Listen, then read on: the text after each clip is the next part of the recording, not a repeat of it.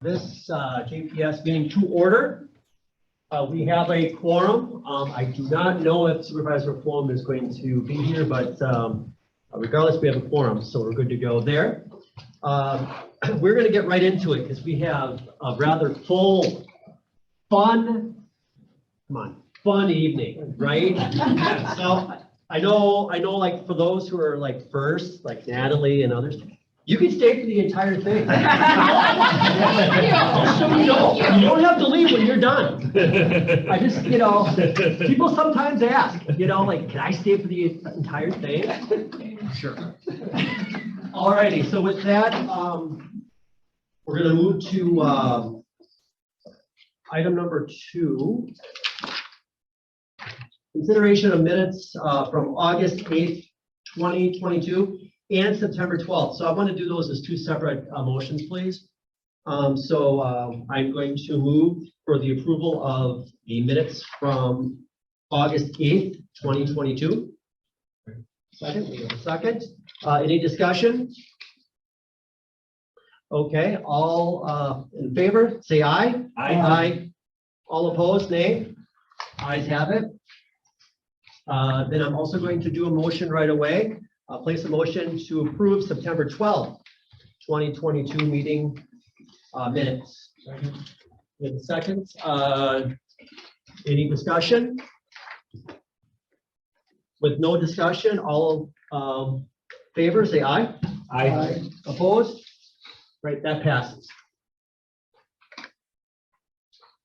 Okay, we're closing item number 2, going to item number 3. A couple things here.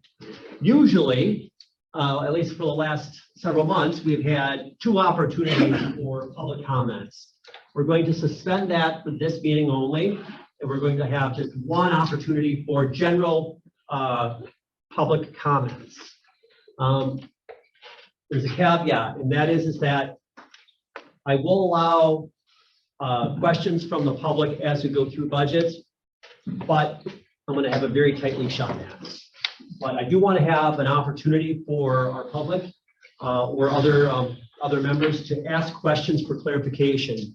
The beauty of this review is that this is where the public can have that direct impact in direct questions. So I want to make sure that I encourage that. With that said, we have a lot on the agenda, so we're going to have to be mindful of the amount of questions that we get in terms of frequency. So I'll probably keep it to 1 or 2 questions per person of the public.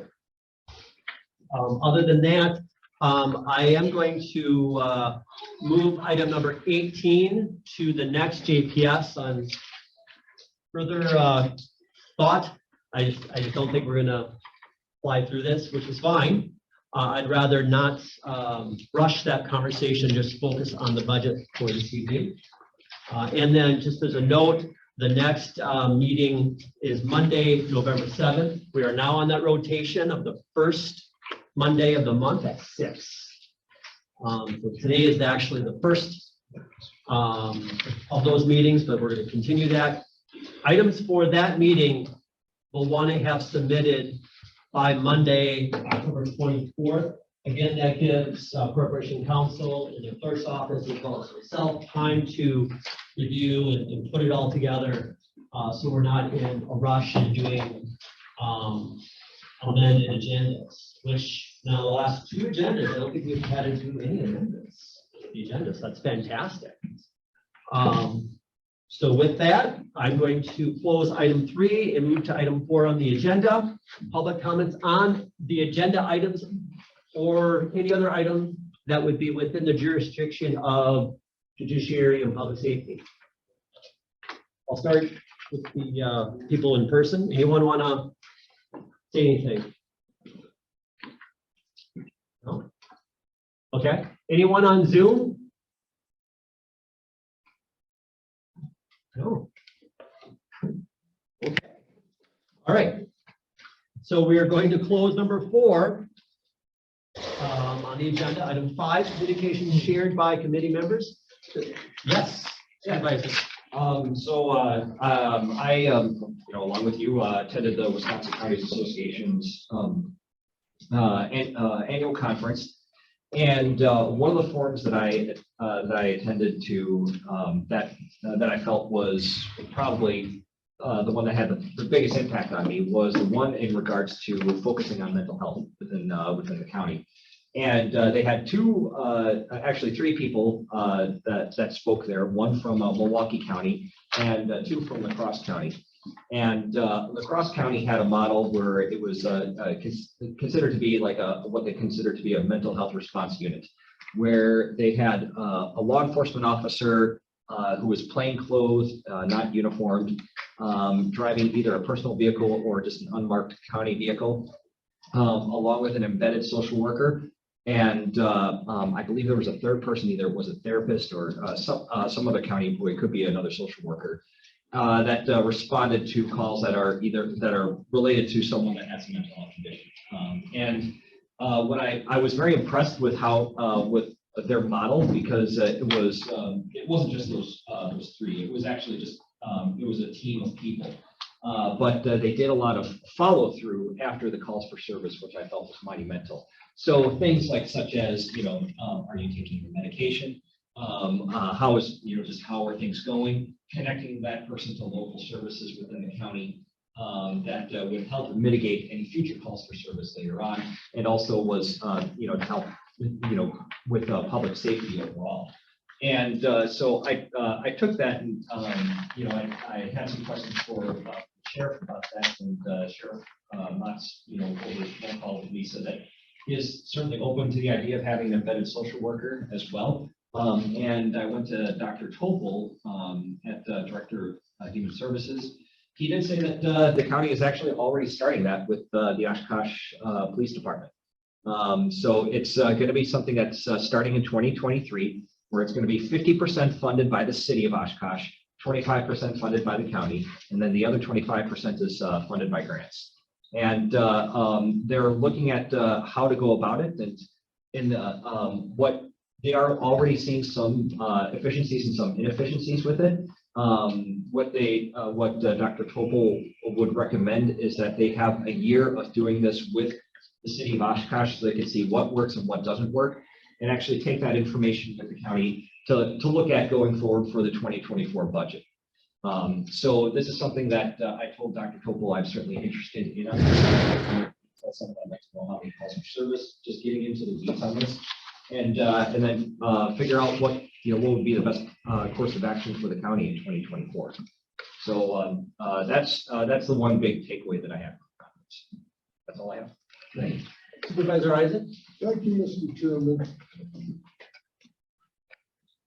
On Tuesday, September 27th, 2022, the Winnebago County ARPA Commission met and approved by a 7-2 vote the administration decision to allocate all $33 million of ARPA funds to replace lost revenue using Parkview Health Center and the Highway Department as their basis for the allocation. This is the simple rationale to be given to the federal government and potential auditors under the ARPA rules.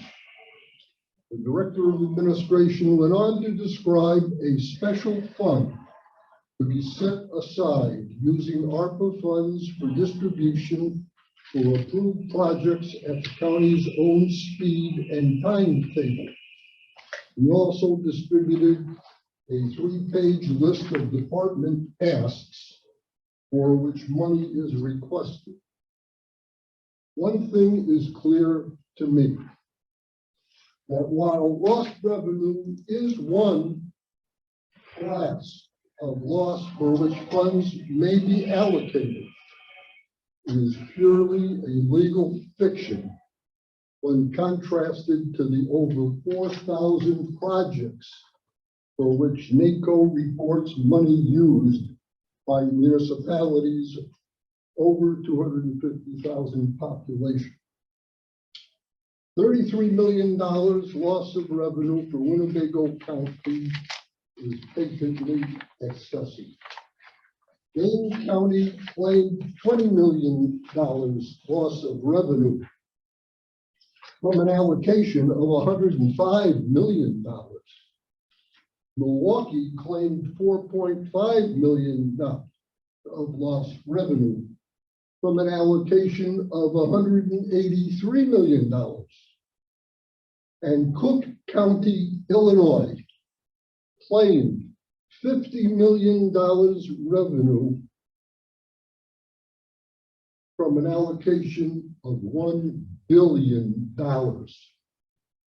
My contention is that Winnebago County would be better served by identifying individual projects, allocating funds for those projects, and just doing the hard work of reporting them to the federal government as the intent of the government mandate that they be allocated by 2023 and spent by 2024. We can easily meet those plain requirements. And if we have to hire a specialist to help us, I'm sure he or she would be payable with ARPA funds. Why do we need to complicate the situation? Put off using the fund. Subject ourselves to scrutiny gaming the system. This is no way for Winnebago County, Wisconsin to conduct business. Thank you. Supervisor Plum. Thank you, Mr. Chairman. I would like to thank Sheriff Motz for providing me the opportunity to do a ride along with the Sheriff's Department last month. I'd like to thank Deputy Bauer for taking me around. We saw some very interesting things, and just looking at the patrol division and the intricacies that go into running an organization, the shifts and the mapping and whatnot. And quick point of order, Mr. Chairman, is it possible if I could follow up on Supervisor Isaac's statement with a question to the county executive, or do you want to save that for later in the meeting? Let's save it for later in the meeting. I don't want this to turn into a ARPA conversation because we got a lot to go through and we have people waiting, so. All right, thank you. Supervisor Hanson, do you have anything? No? Okay. With that, I'm going to close item number 5. And we're going to begin the presentation of the 2023 budget with the Register of Deeds.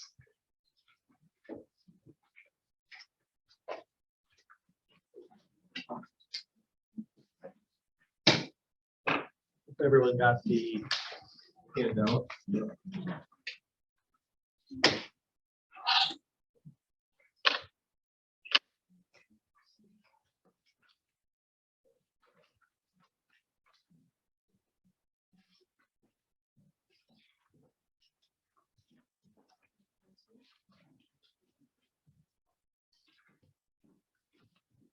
Yes, you guys all got the handout for it.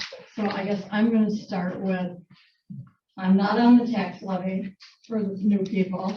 And even with the levy target that I got, I was $6,000 underneath that.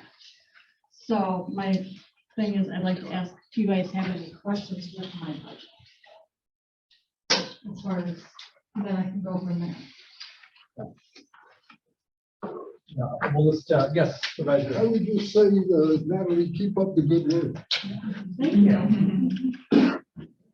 Dollars of revenue is really an accomplishment in this day and age. It is, and the fact that you've controlled your costs the way you have with inflation and everything else going on is also amazing. Appreciate it. Thank you very much. Yes. I have a question. Yes, Supervisor Deputy. Thank you, Mr. Chair. In regards to, and I'm not sure if this is a question for you or if it might be for IT, but tell me a little bit about the cybersecurity for your office in regards to like licensing and just the overall fees that you had to pay for that. Is that something that that would be more through IT department, or would that be yours? With our life cycle program that we have through our our provider for our software provider, we do everything through a replication. So everything is done through a third party. So nothing's on our servers for them to get into. It's all on the third party. Okay, So our software and everything is secure. okay, So if anyone hacked in, it would be on a third party area. okay. And just going forward, I mean, is that something that your office would pay for that particular, or is that something that's just internally with the county? It comes out of my budget. Okay. Okay, thanks. Any questions?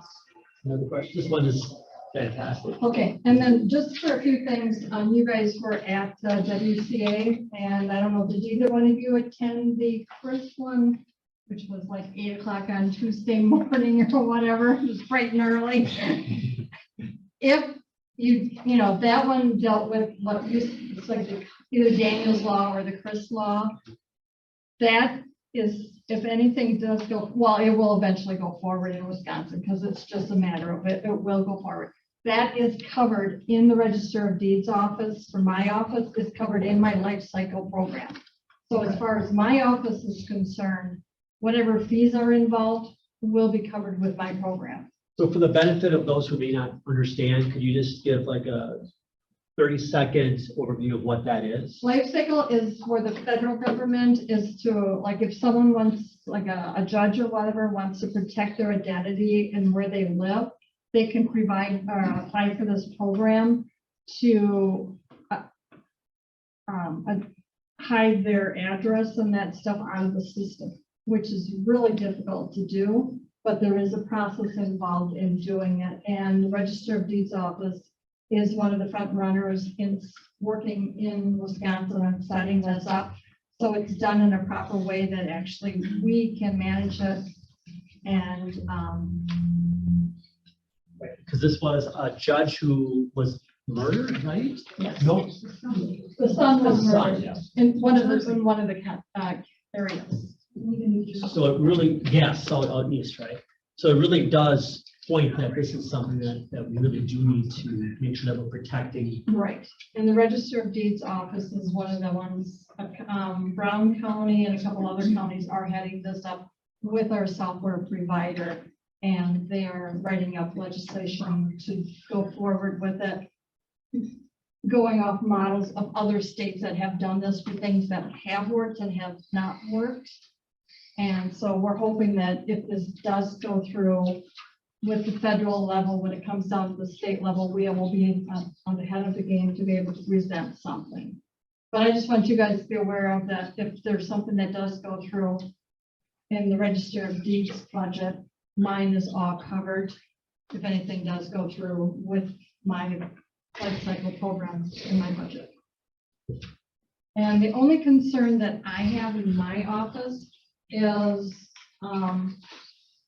trying to keep up with everything. I did lose an employee, and with the wages being so low, I know there's a study right now being done, but they can flip burgers for more than when my employees are being paid. And other counties around are getting paid close to $3 more than what my employees are being paid. So whenever that study gets to you guys, I hope that you seriously look at doing something. When are we expecting the wage study? Do you know? It is going to be probably a few months left. But to address that, in the executive budget, we do have $2 million set aside to actually do something with the wage study when it comes. So we are budgeting already the amount of labor it's going to take to get us to where we need to go. So it's not a shock next year because it has to be sustained long-term. So we're a few months, maybe more in the wage study still. Okay, that's all I have. No one else has any questions? Any other for me? questions? Okay, Thank you very much.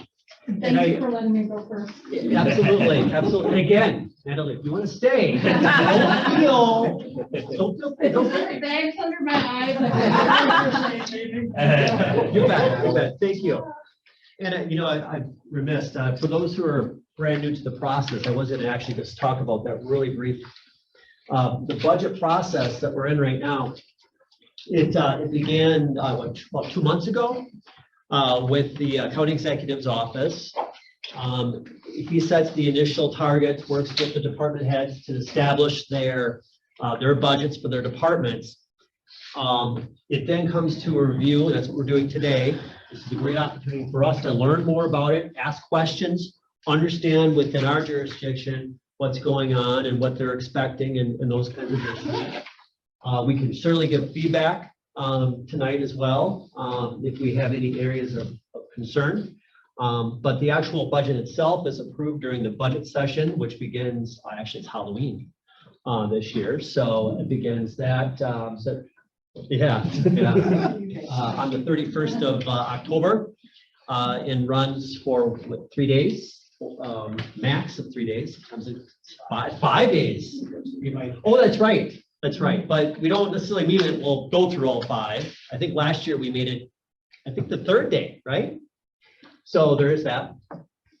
But during that period is when we actually approve the budgets, as well as if we want to, we can surely put together a resolution on increasing spending in whatever area that we so choose. And I'm going to actually ask for that. If there is, if there's someone wants to do that from corporation council's point of view, when would that need to be in? The sooner the better. I know that there are a lot of amendments that happen typically on the floor. I think last year, we had like 15 amendments or something during, I mean, the earlier the better. That's what I would say. Okay, so for everyone and everyone listening as well, if there's supervisors out there who want to do that, get it in sooner rather than later. Right. And it's better to get it in 2 weeks before the budgets, if you can do it.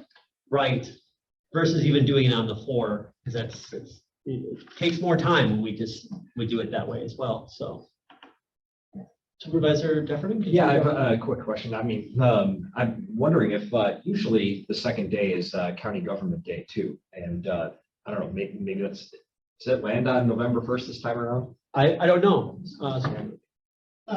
Jeff from Veterans has been working with the American Legion. Is it? Yeah, it is not going to be during county budget this year. Oh, okay. November, Oh, okay. November 3rd is the Oh, day- November 3rd. day It might set be one more in aside. session. Oh, darn. Okay. Darn. And we have asked that next year we move it a little bit further away from the budget process so that we can be more involved. And part of that is it gets hard for participation with the other directors to really get involved. It just gets to be too chaotic. Sure. Understood. So that was the decision to move it just outside the budget this year. So. Okay.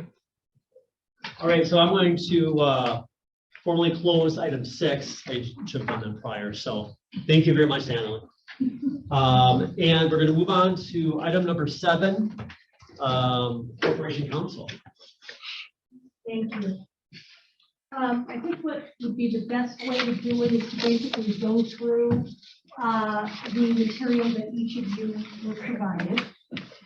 You already know our mission statement and the various programs that we handle. In terms of numbers, because one of the supervisors asked me for an update as to some numbers. The third page talks about 2022 accomplishments and shows you the various numbers of various types of cases as of June 8th, 2022. I would point out that, again, these numbers reflected new cases. This does not include the cases that we had already had that are carryovers, because a lot of times cases are carried over. For CHIPS cases, which are children in need of protection or services, the order goes until the child's 18th birthday or 1 year from return home. So again, the numbers that you saw that are printed out here reflect cases that came in the door in 2022. And let me just update you. As of today, for guardianships for 2022, we've handled 103. If you go down to juvenile guardianships, we've handled 17. In terms of children in need of protection or services, we've handled brand new 25 cases. In terms of termination of parental rights, we've handled 13 cases. And in terms of mental health commitments, we have handled 340 commitments to date. Now, there was a question and actually a concern as to the number of mental commitments. And what I want to relay to the committee is that this reflects, many of these cases are from the WRC, which is the Wisconsin Resource Center. And a lot of these cases are from other counties, because what happens is, if there is an inmate who is having a mental health situation in a different county, they will send the inmate to Wisconsin Resource Center, which is in Winnebago County. And so our office is not only handling commitments for Winnebago County, we are handling commitments for the entire state, because Wisconsin Resource Center is in our county. And to follow that, the state, as of 2019, had agreed that we could get a check for the number of commitments we handled that were basically out of county. So let's say there was an inmate whose residence was Fond du Lac County, but they are housed at the WRC, and there is a Chapter 51 commitment. We, at the end of the case, will submit a bill actually to finance, and finance then forwards it on to the state. They collect all of the bills that we've incurred over the year, and typically the deadline is May 31st. I believe. We try to get July 1st, but you give us a May 31st deadline. And then we submit it to finance, and then finance submits it to the state. And then we cross our fingers and hope we can get a check in the mail. And how are you informed, or any other department head, how are they informed what money we get back from the state? Oh, well, I get an email from Carol or whoever may be in finance saying, oh, we've heard from the state and you received $83,000 or whatever the amount may be. Okay. So that's how we find out. They reimburse us minus the other counties that charge us, which is usually less than $500. Just like she said, Wisconsin Resource Center is in our county, so we have the majority of them. And the good news, and I think one of the judges actually raised this as well, geez, Mary Ann, your office is getting reimbursed for the paralegal time, for the lawyer time. What about some of the costs that we incur, like having the jury pool, like feeding the jury, like, various doctors? And actually, Tara and I were talking about that. And so, and we also got Carol involved in this conversation. And the good news is that we are compiling all this information, submitting it to the state, and getting reimbursement, or trying to get reimbursement. And I think we're certainly going to look at things that we may not have billed on. This has nothing to do with my office. My office only submits bills for paralegal time and attorney time. But in terms of, again, meals for jurors, in terms of travel, which might not have been pursued in the past, travel for the mileage for the jurors coming back and forth, the daily pay, I think that is going to be pursued. And some of it has been, but I think you're going to expand the scope of that. Correct, yeah. So we realized this probably back in August. We had a jury trial, ended up having to bring 2 interpreters in because you can't just have one for a full jury trial because they got to switch off, they're using their voice. And so with the amount of cost that we incurred, I mean, the interpreter fee is a little more like $1,500 to $2,000. We just reached out to finance and said, what can we do? I know I sign these things that are submitted to the state. How can we incorporate them? Carol was nice enough to explain that we were already asking for some of these fees back, but the jury per diem and the mileage were not being requested back. And then also we have sometimes in this situation, like the cost for the interpreters, that we he didn't know that that was what for that trial. So we're trying to get all this information compiled for finance so they can bill appropriately to the state. But the good news is that, when we bill it, for the most part, we're getting it back as right as we should. Because again, we are providing service to these other counties, to the state. So is it a situation where, for example, I know with last year with the services, they kind of don't know what they're gonna get reimbursed until they get the money? Is that similar to this as well, that we think that we're gonna get what we submit, but we don't necessarily know that for a fact until we actually get the money? That's right. Now, I will tell you, last year, my office submitted a significant bill because I think Supervisor Eisen might recall, we had gone to the Wisconsin Supreme Court for a case of first impression involving a mental commitment. So there was a ton of work involved. I think we billed close to $120,000. Well, and I believe we got most of that back. And then this year, again, we got a lot of what we asked for back. But again, you don't know until you actually have the check in your hand. So, and I will say, prior to 2019, we never got a check, and Carol can elaborate on this. It was a credit, and it was a credit from the forestry department. I don't know where the forestry department came in. It's part of the apportionment. So our tax apportionment, we used to get the forestry mill tax charge, and then they would deduct this charitable penal from that. And it is still part of our tax apportionment, but since they don't have anything to reduce it by anymore because we don't have the forestry mill tax, we get a check. So they just put it on there because it was easy for them to allocate it in that way? Yes. Seems odd, but when we get the money, it just seems like an odd way. Where do we see it in the budget? You're getting the money back.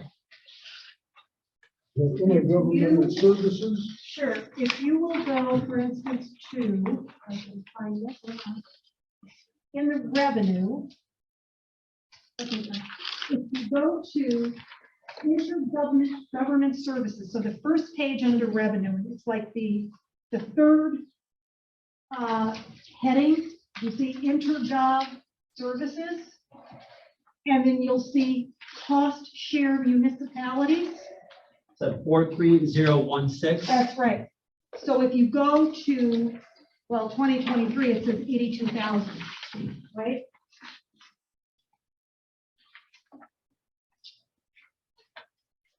You'll see, for instance, in 2021, we actually brought in 130,846. So that line, the 43016, represents the income for mental commitments and, mental commitment. So do you have any issues with the state? Will the state ever dispute any of these, or are they relatively easy to work with? Fortunately, I just send my bills to the finance department and they take care of everything. I let the experts handle it. I just bill out. I Yes, can please. add on that. We're supposed to do it in a timely manner. So there were some years, like she said, with that large case that we explained that to them and they said that they would honor it this time, but that we should make sure we close out every case at the end of May. So we're current and not charging for cases that are past. If we have a case that goes beyond that period of time, though, does that mean that we're closing and then reopening? Just for the billing. For billing, That's yeah, for billing, that's all we're talking about, billing. Okay. And that's a good point, because I was saying, well, wait a minute, why can't we wait until the case is closed? But then the accountant said, no, it has to be by May 31st. So that's what we will do. But I understand that, in private practice, you would fill out a case. So I get how you would get there, but I understand from a governmental point of view, being run on a budget. Yes, Supervisor. thank you, Mr. Chairman. Could you help me to understand, has moved from the quarantine building to the administration building. And that has imposed upon you and staff additional travel to and from the courthouse, which from past discussions sounded like it's a pretty frequent trip. Could you explain from your budget detail a reduction of $1,000 in your automobile allowance expenses? I'm just You've got looking- more, from my vantage point, you've got more traveling, but you're asking, or you're counting less money. Well, so Or is this, it in a different budget object? that was a concern because a lot of the attorneys are traveling 1 or 2 times a day. However, there are some judges that, as particularly commissioners, that are allowing us to appear via Zoom. So for a lot of the probable cause hearings regarding the mental commitments, you can appear by Zoom and not have to be commuting back and forth, no question. I was basically, we were all, we needed to come within budget. And so while my automobile allowance has gone down about $1,000, that is because there are many Zoom appearances. I might come back to you in the middle of the year and say, this is not working out. We need to be there in person. And actually, I was in court just the other week because we are down one attorney. And I went to each judge because there was a question as to whether certain witnesses could appear via Zoom or do they require in person. So some of the judges indicate they want in person, there's no question. Other judges have said they will allow Zoom. Now, I will also point out, there are some audio difficulties with some of the courtrooms, so that Zoom can be a real problem. Actually, in particular, Judge Gibbs' office and courtroom is horrific. His acoustics are terrible, and his system is not good. I'm the new guy. Yeah. Sorry. So Supervisor Eisen, yes, I'm concerned about the traveling, but again, I'm trying to meet my budget. And given the fact that we're going to be doing some Zoom, I'm hoping this is realistic, but I'm cautious about it. So I just want to give you a heads up. I may be coming back in the next few months saying I need more money. I was thinking, you noted the 980 project here, and I would just like to thank you for workshopping a solution on that. I think we really can't control it in terms of the placements. We don't know how many are controlled in the future. So really think we future-proofed ourselves with that project. I'd like to thank you for helping out a lot with that. You're welcome. I do have a question on the 980 though. Just kind of piggybacking off of that.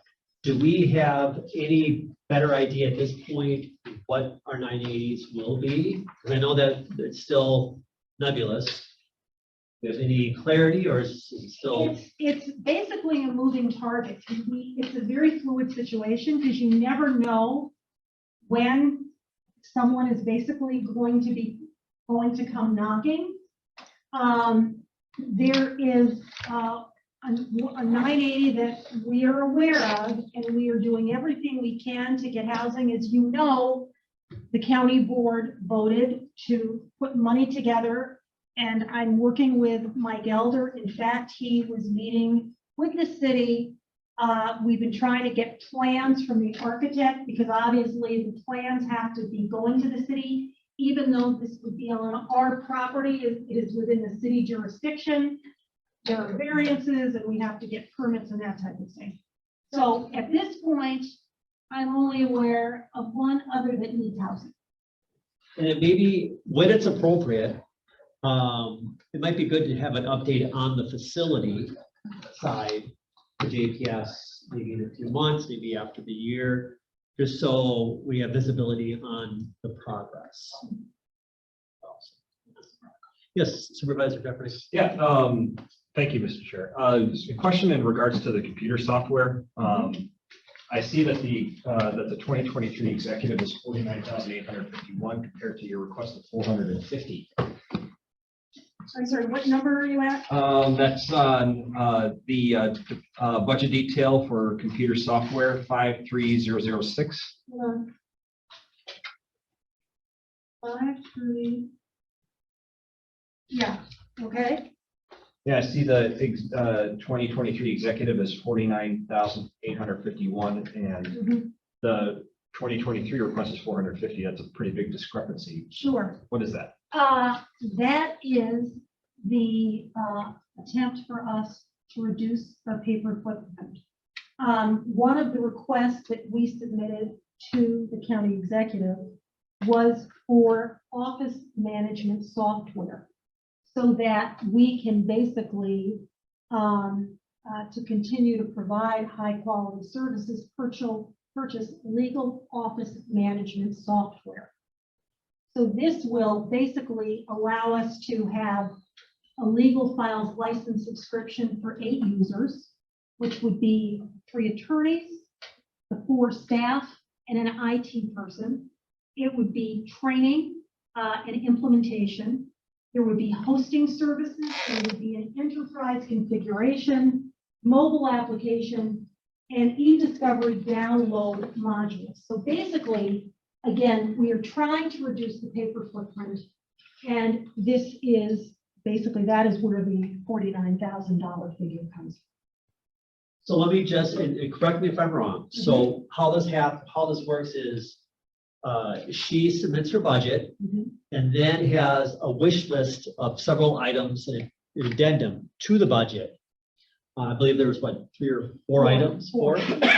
And those items then are looked at and there's discussion. And if they feel like that's a good spend, it goes into the budget. So these are items that actually was presented by Corporation Counsel. It was just reflected in a different way. And now it's brought back into the budget. They're ads, that's exactly right. Okay, just so we're clear on that. Sure. Okay. Okay, thank you. And other thing too is I noticed that going on to the next page in regards to property liability insurance, 76000. I noticed that it looks to be that it practically doubled over the last 3 years. Is that just for inflation? I mean, why is that? Why are we seeing a double in rates? That is some, well, actually, I think finance might be able to answer that, because again, that is a figure that we do not put together. Finance provides that figure. So that's related to staff, that's related to auto policies, there's crime liability. So that's all done by calculations. Is it an allocation to each department then? Allocation each department, and then the property liability fund is where the revenue goes. And that's Internal- offset. Internal service. Yes, Supervisor. From past experience, there's a property liability fund. And when there is excess money in the fund, it's used to offset the expenses that are charged to the different departments. So if you saw a lower amount and now you're paying more, it's probably because the last year, money was taken from their fund and offset the need to charge the departments. And that has historically been my experience over the last 2 decades. Yes. That is true. There was a healthier fund balance in the past, so we were able to lower everybody's allocations. I don't have those exact figures in front of me, but that is true. Okay. And I guess a question just kind of going forward to 2023 and beyond. I know that we've added on to your staff, in the last couple of years, some paralegals, just One parallel. how's the caseload look like? Do you think that you've got a pretty good, do you think that just overall you've got a good management of your caseload? I will say, and the county executive knows what I believe. My staff is wonderful, but they are overworked and they are underpaid, hands down. With the amount, we have 3 attorneys in our office. We have had 8 jury trials this year alone. And I am not one of the people doing the jury trials because I am doing other things with you all. We are also dealing with appellate work, and that is one of the ads that the county exec was kind enough to give me. We have right now approximately 12 appeals in various stages, okay? And we anticipate writing 1 brief a month for the next 3 months, actually, one in September, October, November, December.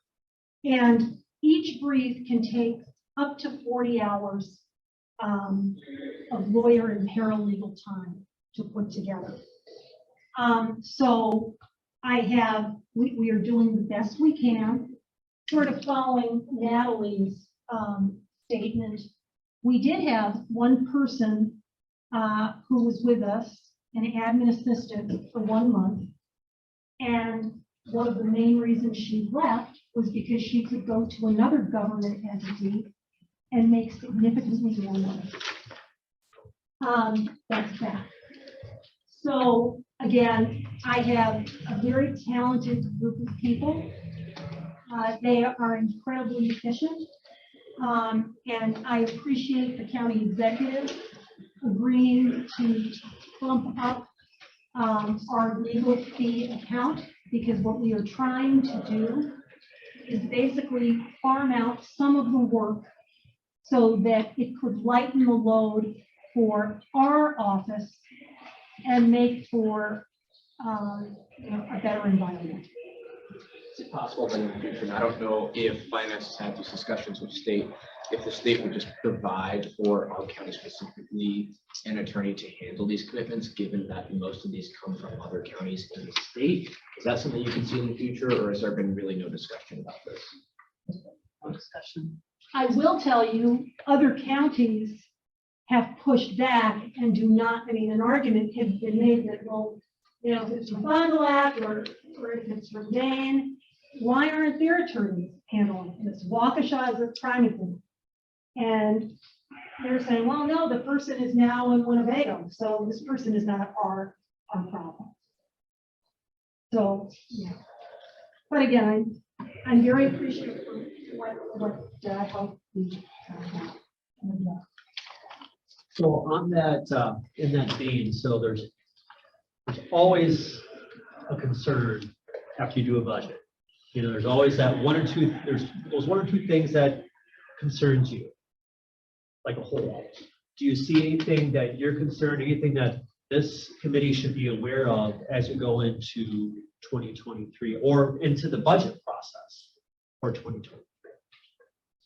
No, given the fact that, again, the county executive was kind enough to include the legal office management software. I think that's wonderful. The other big ask was the money for allotting additional attorneys to assist our attorneys. If attorneys are out sick, if attorneys are on vacation. So I appreciate that. We did make a request because I think it's really important to have training. And while it was not granted outright, it was considered. I am concerned about expert witness fees. We had a trial, and it was not involving a termination of parental rights. It was involving a child in need of protection or services. And we got a bill from a pediatrician, not a pediatrician, for close to $5,000 for essentially one day of being available. I called and said, where is this coming from? Well, the hourly rate is $500. And he was waiting because, there were delays, which happens. So there was a $10,000 charge for that day, coupled with his having to prepare and meet with your staff, and the mileage. So it essentially turned into a $5,000 bill. Now, that is a lot of money. And our expert witnesses, I think I have allotted $1,000. So that's a concern. Just a question on that, though. Yeah. Since it was a physician, Mhm. they're very familiar with working with Medicare and federal government, where they basically would say, no, you get paid X amount. Well, I actually don't know this. We as a county, can we just go back to them and say, no, it's $1,000, that's what you get? And then, I don't know. Seriously, the medical control, why can't we Too late to go shopping. That's how Medicare works, at least, Well, if there is a child who is abused and comes into a local hospital, and there is a pediatrician who is basically following that child, Right.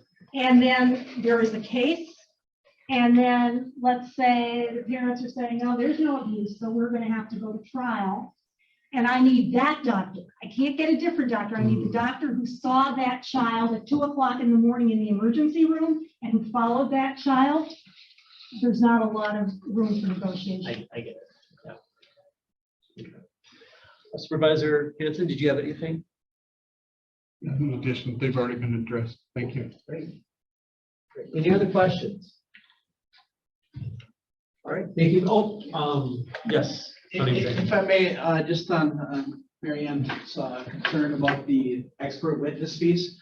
When we made the decision based off of human services as well, that there's enough to get you started, and if you need more, we can go to the board. It's the same thing with human service. If we have a commitment for Lincoln Hills, we have enough for the first couple months, and then we can go to the board instead of budgeting for an entire year's worth of those fees. So if it is needed, we can come to the board. That's what I mean. So no surprises, no surprises. Well, I personally think it's the smart way of doing it, because that way you're not, managing a bloated budget. But I think it's also important that we as a board and as a committee understand that there are some of those issues that we at least have to think about as we go along within the next year, that these things may come up. Thank you very much. Okay, that will close item 7, and we will now open up item 8, presentation 2023, county clerk.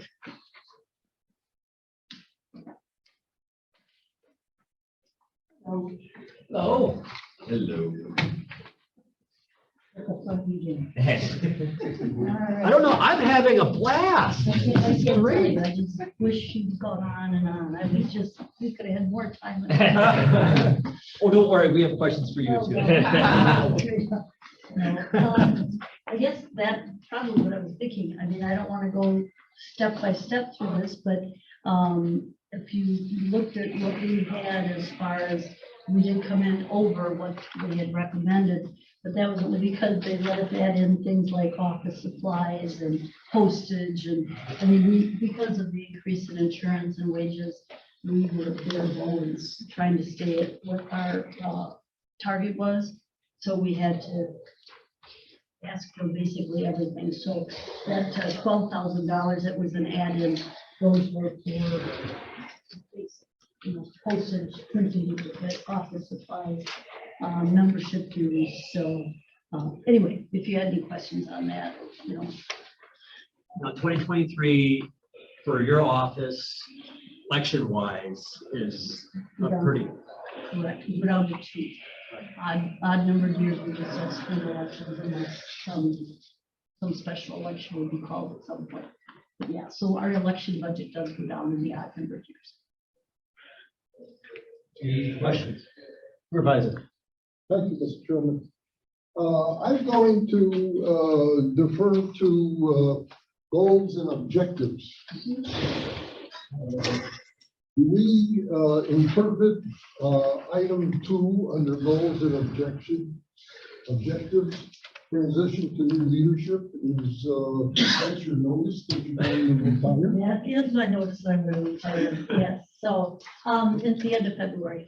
So, and so there will be a transition. Some of the items that we couldn't afford were training, you know, like the continuing in with the Wisconsin County Clerks Association and attendance to different seminars. And obviously, whoever takes my place, and hopefully it would be Julie as the deputy, she'll want to continue to do those things. So that was, so yes, so that is kind of my official news to this committee that this is yes, so, but yeah, so, but again, we don't have a huge increase in the budget and other than a few little things. What is the process for selecting a successor? Upon my resignation, I've worked with HR already about it. They will take applications and then it goes to the board for your selection. You guys make the choice. It doesn't involve the governor. No, this one you don't have to involve the governor. This is I got one other question concerning goals and objectives. Could you explain to us item number 3? What is IMS imaging program? That is something that the information system IT department has. And it allows us, we get a lot of open records requests and we're doing a lot of searching for documents. This is just a program that allows us easier ways to go back and search for documentation. So it's just, we've been trying to get that implemented for the last few years, but COVID and changes in personnel in the IT department, it kept getting pushed back. So now Cassie is working more closely with somebody in IT to get that off the ground. So. For one, I'm going to thank you very much for your service. You know, you really excelled over the past 2 decades. And I wish you well on your transition. Thank you. Thank you. It's been fun. Truly a county treasure, right? I mean, it's, when I heard, I was, but happy for you. Thank you. Thank you. Yes. That was- How many years is that now? It'll be 43. Wow. In the same, not as clerk, That's but in the above and same beyond office. So, service. yeah. And it's always, it's good for somebody new to come in and give things a try. So. Quick question on line item 43001, object 43001, other fees. It kind of jumps up and down all over the place Oh, under intergov services. Do you know where that will come from? Is that due to election administration or other record keeping that you need to? that is, like this year, we don't, that's reimbursement we get from municipalities for local elections. Fall elections are typically completely county expense. Any state, federal, or county election we pay for. Spring election, we get reimbursement, so that's why that fluctuates. So any public kind of elections.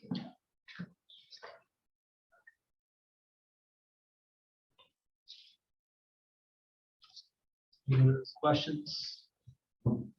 Again, thank you for your service. I mean, Yes. Absolutely. 43 years. And I would imagine that we're gonna have more conversations on that specific thing Yeah. over the next several months, because once we establish a new county clerk, then we have to have And that's- backfill to that too. Right, and that's what I'm hoping, and I did talk to Mark Havoc about it, is because I'm gonna be gone the end of February, we have an election in April.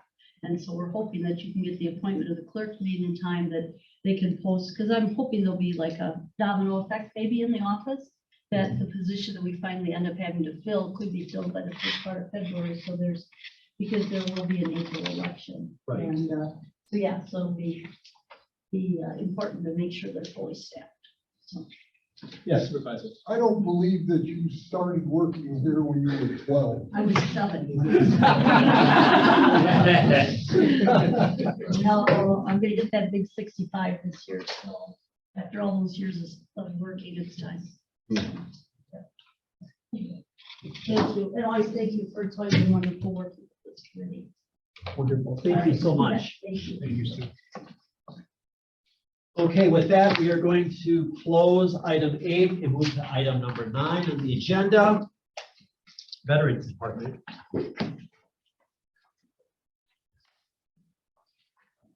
Oh,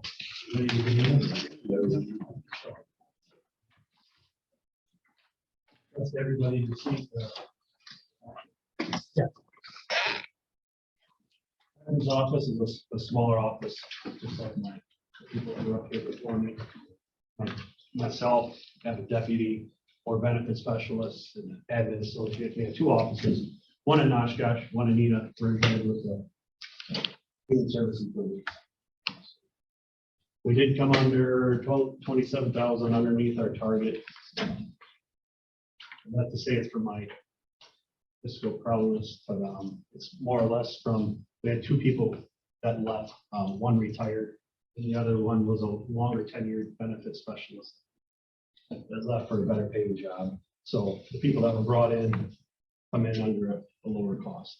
So that's where some of that fiscal savings is from. The rest is just little odds and ends that we, this is my 4th budget, so I'm kind of dialing it in, trimming where I need to, and I think I got it just about dialed in where I need it. So. is there any specific area that you're concerned about for next year regarding the budget or about the department itself? No, sir.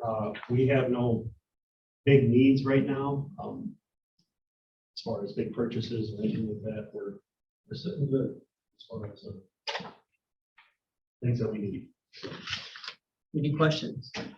Yeah, Supervisor. was there any premium pay or extra expense incurred during the COVID pandemic that would qualify for ARPA reimbursements? No, sir. Nothing.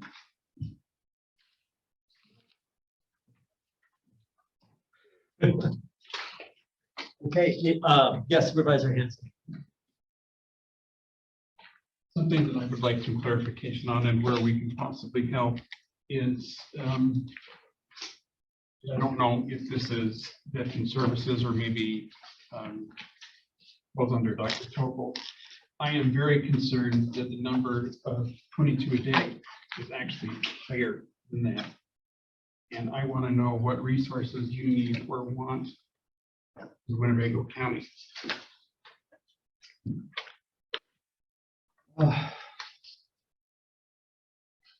That's, and I don't mean to offend anybody.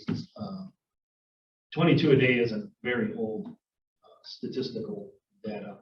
In fact, this year, the number is down to its lowest level since 2016, I believe. So the number is dropping. It's not just a county effort, it's a the federal government, I mean, this is citywide effort. Everybody's involved trying to get that number down. I believe this year in Winnebago County, we have had 2. 2's too many, but unfortunately we did have 2 this year, if I'm not mistaken, so far. So 22 is the number that's used to solicit donations and things like that, but the federal government and everybody involved is working really hard to get that number down. So, as far as additional funding, I don't know what else I could ask for that would, that would make us a big impact to cut that number down. We're already doing everything we can. We have the Pet Center counselors come into our office in the county multiple times a week to meet with people. So it's we're promoting that any type of services that are available through the different federal programs to address the concern. So there's a big federal push to get that number down, and it is working. It's just taking time.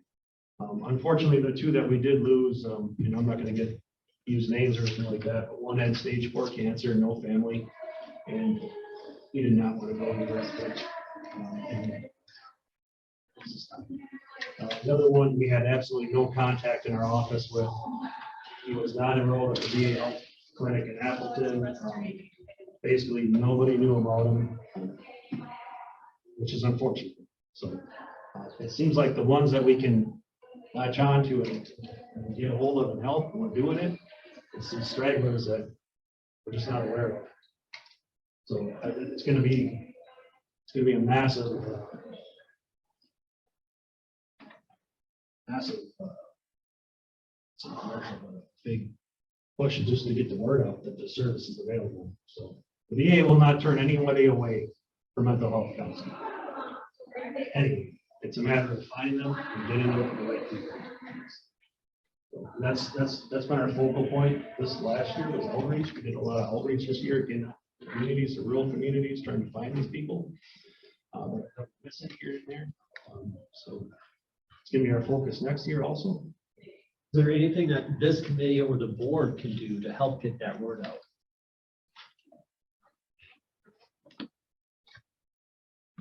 What's the answer today? I mean, to be honest, it's just talking. It's not something to say.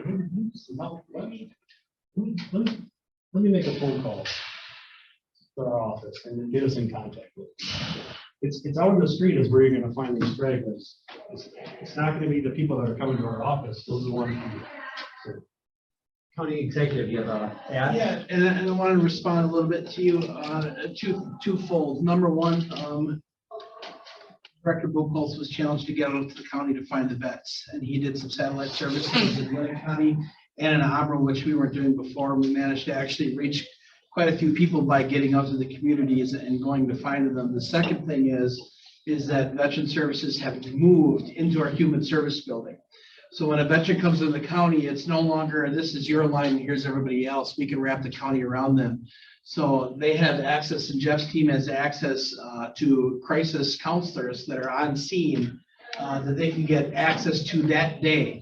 So if a veteran comes up to veteran services, they can literally walk them downstairs in the human service building and get that person in front of a counselor right then and there, which has been an absolute, well, hopefully an advantage to those vets. So that was part of us moving them over there. I shared the same concerns that we can wrap the entire county around them. They shouldn't have to just depend on the VA. It should be this and that instead of the or word. And they've been doing fantastic with wrapping the ADRC around them and finding out what those services are, so that we can really give them the full service that the county can offer us. And I really want to thank Director Buchholz for not only taking on that mission, but being very successful at it. And thank you for not fighting me too hard on that. That is a very good point. I should have mentioned that. At being in the building, in the human services building, does give us that extra option just to walk somebody right on downstairs, because the VA can, sometimes they can be a little frustrated in how slow they are at moving. So this does give us that backup option. Okay, because typically it's like on a Friday, like, 3, 4 o'clock when we get somebody that presents with some trouble. So that's the time when it gets a little tricky. So that has been extremely helpful. Having behavioral health right inside our building and being able to collaborate back and forth with human services regarding what we offer, what they offer, etc. We're in a good place when we're moving forward. Question I have for you about public-private partnerships. If, let's say, Solutions Recovery or Day by Day takes in a homeless veteran or a veteran that has substance abuse issues, will they reach out with them at all, or is that something that's just siloed over here and siloed over there? One more time with. Sorry, yeah, so when you have, let's say that Day by Day Warming Shelter takes in a veteran who happens to be homeless, or Solutions Recovery takes in a veteran who happens to have substance abuse issues and needs treatment, will they reach out to you guys, or do you interact with them in any way to talk about collaboration, or not so much? As in regards to the Day by Day Warming Shelter, we are at an advantage there because we had an intern, a social worker intern from UW Oshkosh, who was working with our office, and he was helping out down at the shelter, and he has since been hired on by the shelter. So him and I have a very good relationship, and we are very when the veteran presents.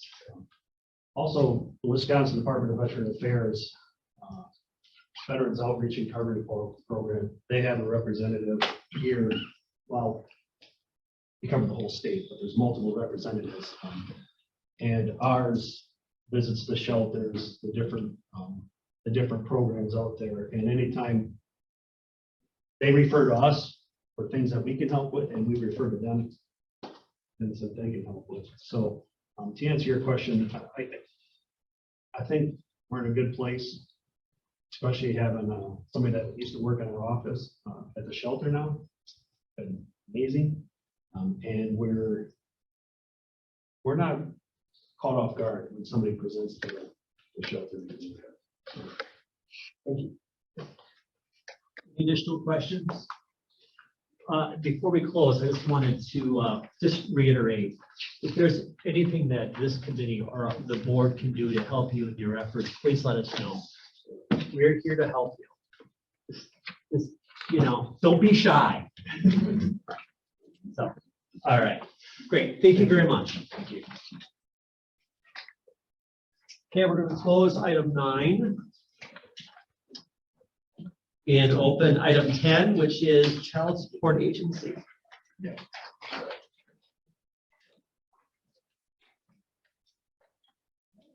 Oh, great. You guys all received it all. For that. Open it up for you. That way I was able to keep the bottom line the same this year as last year, so that's good. It's always relatively straightforward. We get reimbursed for our expenses from 66% from the federal government, so it's kind of a mix of our expense. I don't know if the county departments are. I didn't have any questions. Any questions? Oh, yeah. Supervisor? Have you resolved the differences from your predecessor when the budget always came in low and we got sacked with excess expenses in the end? Yes, I think that was just a difference in looking at where the money was coming from and how it was budgeted in the different files that it is budgeted and different Budgeting more reasonable. in interpretation. Oh, yes, I do. Thank you, Vinnie. Great. Any other questions from the committee? So in terms of, and I don't know if this was as addressed to the other department heads here, the possible holes in the budget, other things you may see or may need, the competitiveness of case studies or anything there that you would think would need to be addressed. That pot of money that the county executive said was included in the budget. Do you think you'd be needing that when the study comes out, or just where do you see possible red flags there, or just items of concern that we may need to know about? I think for me, I really also support what a lot of the department heads said as far as the wage study goes. For my staff, particularly when I was doing some comparables of counties within an hour of us, our closest, we are $1.68 under the average for one of my positions. Another one of my positions is like $3.80 lower than 7 other counties within an hour of us. It's really hard to staff that position. We've been short-staffed in that position probably for 2 years, I'd say, and we're only half capacity with that one right now as well. Which, from a child support perspective, when it comes to looking at the salary studies, it is kind of a silly concept to me, because our wages are reimbursed 66% for my department. So that's including wages and fringes. So anyone in my position, or in my department, really only costs the county 34% of their total position, total FTE. So for us to be so much lower in my department than other counties that are neighboring is also completely, ludicrous to me. Is that set? I think I know the answer, but I'm going to ask the question. Okay. Is that set by HR, the county, What? what our rate is? No, what our rate is that we pay? Yeah. right? Yeah, yeah. Because someone has to set, Correct. I yeah, assume, I know, I'm yeah. just assuming here that there's probably, So range and- historically, when, like, if I've created positions or added positions, HR is always that there have been times where I've gone back and said, we need to look at this, and then I've come before you guys, like I did with the attorney's positions recently, for various reasons, and we were able to do that. But historically, that was really the only time that I've had any involvement in any of that. And I think, the history of it is it used to be a decent paying job, and everyone else evolved and we didn't. Just what, my clerk positions start at 34 cents lower or higher, than McDonald's starting. And they're working with legal documents. They're interpreting legal documents. That's a lot to stomach right there. I can see why I can't staff. So I absolutely support the salary study and hope that there is some turnout. so the wage ranges that we've established, that has been established through the administration, correct? Not necessarily. A budget gives us X amount of dollars to facilitate operations with the county. And we have to stay within X amount of dollars. We don't have the authority to go over X amount. Right. So we have to make sure that we're keeping that budget in. And there are a lot of things that we're trying to keep up with. The $12,000 swing is the difference between a single plan and a family plan for an employee. We have good benefits, we have good pension, but that doesn't really translate well today with people. So yeah, we are willing and committed to invest in our people. I think that's why we budgeted $2 million this year. Now, will that get us across the finish line? No, but it shows that we're committed to actually doing something and that we've invested a good part there. A quick aside, but it's relevant to this. The study that's being done, when that's reported out, I assume that they will have some recommendations. And then from that point, we will understand how far $2 million, I have a feeling a $2 million is not going to get you very far, because we continue to hear this every department. And then there are some departments that were basically eliminating the positions altogether for a variety of reasons. So I just assume that 2 million is not going to go there. I would think it's not as far as we need to go, but it's further than you think. But if you think about it, last year, the sheriff, and rightfully so, said that we needed a $3 an hour raise for our deputies, because it was a critical position that we needed filled, and that's why I supported it, and I think that's why the board passed it. But that alone, that one $3 raise was almost $800,000, which was more than our net new construction was, which is why we wanted to put the 2 million ahead, which is why department heads this year, they're not wrong with the budget targets. It was flat levy, and you have to find a 4% raise for your people in the budget currently. And then with that extra 2 million on top of it, we're a good portion of the way there. So it's obtainable.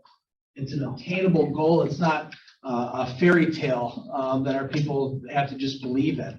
And I think that was the fault the last time they did the wage study, is that they didn't budget any money to do anything with it. That was the big concern when we went around and talked to employees throughout the county, is it felt like more of a slap in the face. But I think we're actually going to be doing something simply because all departments came in at that flat levy target plus 4% for your people, and then all the add-ons were judged holistically. So I think we're in a good position, and that we're operating in good faith with this wage study. If that answers your question. It does, thank you. I have a quick follow-up, and I guess maybe this is for finance. The last time the compensation rate was adjusted for this department specifically, do you know when it was? It was the last wage study we did, which was a few years ago, and we actually changed a lot of titles. So we have like grades. So they'll create financial associates, they'll put them all in a 26, and then they have a range where you start, where your midpoint, where your top level is. So everybody's in a range, but then throughout, even since the wage study, a department head could come and say, well, this person's changed their duties. I want to put in to make them a 27 instead of being a 25. So there has been individual changes in where people have been parked in their different groups. But if it's a whole department, that's problematic. You can't do that. Yeah, no, we did the whole county. So then with the last wage study, did we just choose to not implement it? Was this, this was before your time, correct? This is tricky. So we implemented a merit-based system, but it's not cost of living plus merit. It is merit for cost of living. So we implemented a system that on average over the last 5 years, we have only given our people 0.75% raises. So there is no cost of living. You have to be an exemplary employee just to get that cost of living wage.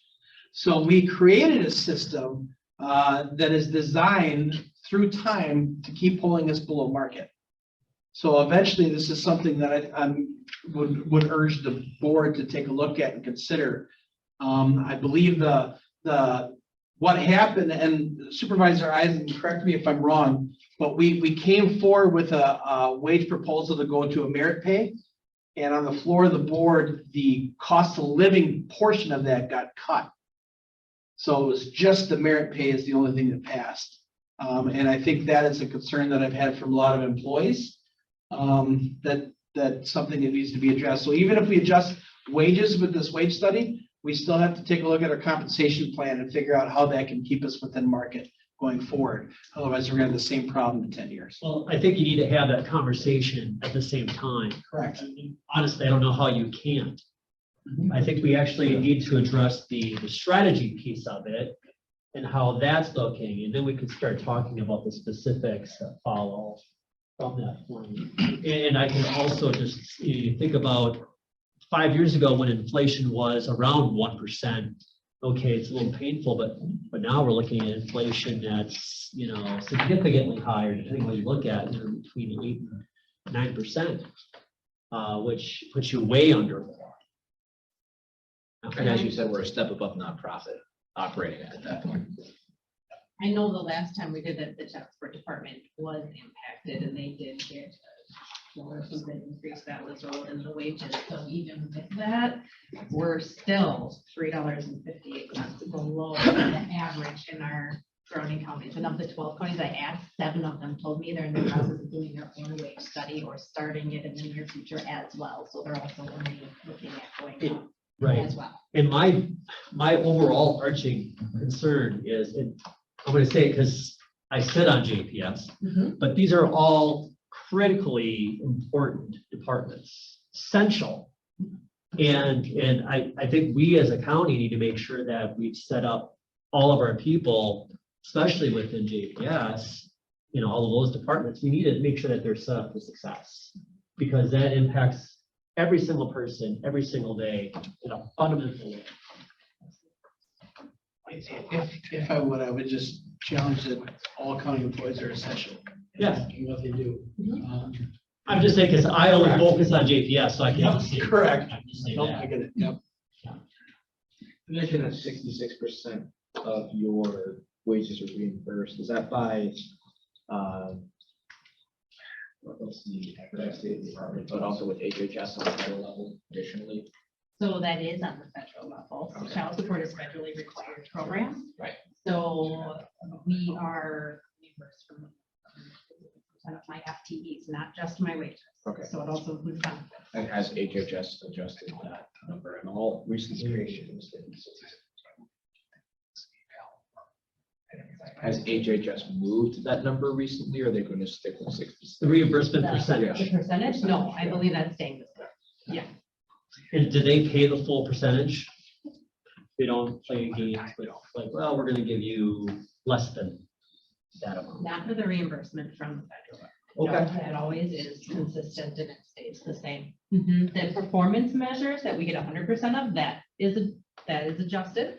That may be what you're thinking of, because I also have that too, and that comes right up the top before the 66% comes in Oh, okay. after that. They're not gonna give us 66% if we've gotten 100% of something. They're not. Do you go directly to the feds, or do you go from CNF in the state? Okay. Right now, you get it through the Department of the state. And the state makes all of that too. And is that submitted on an annual basis as well, or is that? We submit that month and we get reimbursed quarterly. Okay, Yep. And I mean, I do also have cooperative agreements with other departments as well that do child support work. And so we also do submit for some of the money for them. Julie, I don't mean to keep you in the long because you want to be up here, but in terms of the impact with COVID, have you seen a spike in child support cases, or how has COVID impacted your department, especially with the services?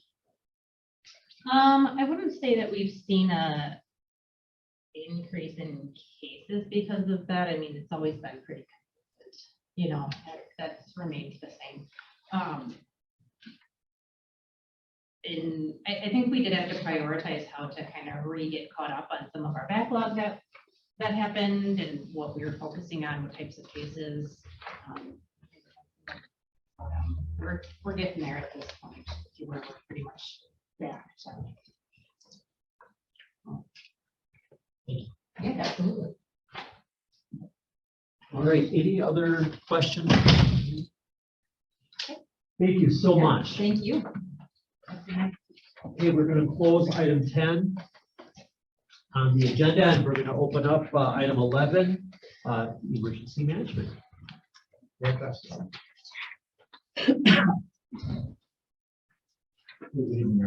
Hello. Emergency management, pretty small budget compared to a lot of them here in the office, and a pretty stable budget. I guess it's just a few things I will highlight, and if you guys have any questions, obviously feel free. If you look at my total revenue, it looks like that's gone down substantially. The reason for that is we had a hazard mitigation plan the county adopted this spring. We closed out that grant. That was $25,000. We had an $18,000 grant for an exercise series with the Village Box Crossing. It will also be closed out this year. And last year there was a reallocation from federal funds that came down from the state to our office, which was about $25,000. So one-time reallocation of some COVID money that came through the state's emergency management that was reallocated down to us. The only other thing really noticeable on here is if you have a capital approval for a replacement vehicle. My office has a vehicle, it's about 8 years old, and we're looking to replace that. I believe it's going to be reallocated to this is kind of my vehicle. Current vehicle will go to them, and then I will have an ad vehicle. Okay, any questions? Yes, Supervisor McCaffrey. Yes, the mobile command post. I'm trying to remember what's the estimated end of life for that mobile command post. 20 to 25 years. Okay, 25 years. Okay. How many times has it been used so far since purchasing? Well, I don't know that I can give you an exact number. It goes out monthly for training with the SWAT negotiators team. Fortunately, we haven't had a lot of incidents where it's been out for actual incidents lately. Thursday this week, they're using it at UW Oshkosh. They have a big event. They use it there for kind of a headquarters. I would say, I don't know. It varies very greatly on what kind of calls and what kind of incidents we have. Has this vehicle been loaned out to other counties in any event? It hasn't been. When was the last time it was used? You know, For training or for an incident? for instance, just curious. The last time we had a spot call with it?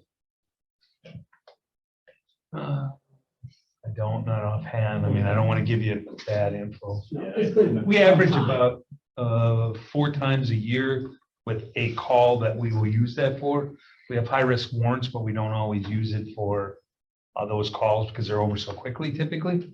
If it were to get drawn out, then we would bring it out, but average 3 or 4 calls a year. I think the last time was like on Clayton. Yes, yes. Yep. So, but there are other agencies that use it as well. So it's not just our agency. Okay. Right, it can be requested by any response agency or municipality in the county. 1 second. Could you have any Nothing in regards to the mobile command post, but in regards to like your just overall relationship with the state, because I know that when it comes to emergency management, the state kind of provides more of a supportive role to the counties. You know, it just in regards to, let's say, for instance, we do have some sort of emergency incident, and it could be something like weather related. And I know that there's been some. There was one particular county in Wisconsin, I can't remember which county it was, but there was like tornadoes that went through. And they decided not to work with the state because they felt that the paperwork was too much. I guess what's your overall input in regards to like working with the state and partnering with the state in regards to that? Is there a lot of paperwork involved or? It's government, so there's always a lot of paperwork involved. Example, last year, we had the storms during EAA that impacted the Amro area, Rushford area. We worked with three of the towns to get $150,000 in reimbursement funds for them. The town of Rushford is currently working on another reimbursement. That's for a project called Wisconsin Disaster. That's been pretty easy. We provided some training with the municipalities on that this spring. That's been very good for them to work with. We actually had a lot of positive feedback in that regards. If we were to get to a FEMA disaster, so we hit those targets, then that's a lot of paperwork and a lot of time and a lot of work. Sure. Okay. All right, Supervisor. Yeah, I have two issues to present. One in particular, Eric, has there been any premium pay or hazardous duty pay incurred during the pandemic that hasn't been absorbed by special grants? No. Second question is, where are we? I see from poking around that the Expo generator is a facilities object. But it would seem to me that, emergency management is the key to operating that, utilizing it in force. There's supposed to have been $800,000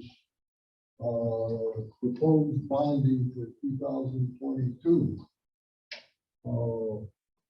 What, from a user standpoint,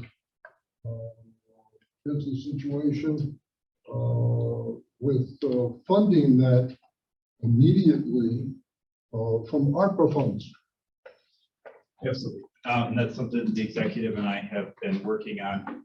We've been working heavily with the facilities department, the parks department, and our IT department on what that plan looks like for that upgrade and the generator. That is one of the projects that we plan to put up in front of the ARPA commission.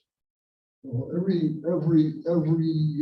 month we postpone doing something, the cost of construction, the cost of the purchase is increasing. And I think it's time that, it's not a budget item for 2023, but it's an item which perhaps needs to have a resolution put through to the county board to expedite that. You don't know when the next emergency is going to come. I sat with Linda Coleman in front of the county executive, and she had intimated to me that she was thinking about replacing the old command post. And sitting at the table with the former executive, I laid it on the line that there was a need for that replacement. Unfortunately, we had the Highway 41 incident, before the new replacement could be put into effect. And when the old command post fell short of service. So I think similarly with the generator,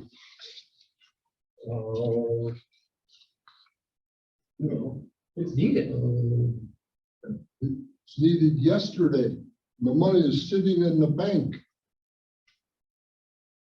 So I've been waiting for this topic. I mean, this is going to come up. I don't want to spend a lot of time on ARPA because that's a whole other thing. But Supervisor Flom, you had a question around ARPA, and I think this is a good opportunity. Just let's keep it brief if you can. And this is just for the county executive. I'm guessing this was a maneuver to kind of set aside the money and claim it as lost revenue so we can then utilize our own timetable to implement projects, or is this something a little bit more intricate than that? If I could try to respond to both questions at the same time, is that all right? Last spring, we did a tabletop exercise with all department heads for a COOCOG training or emergency management training. We found out that the Expo Center was short more than just a generator.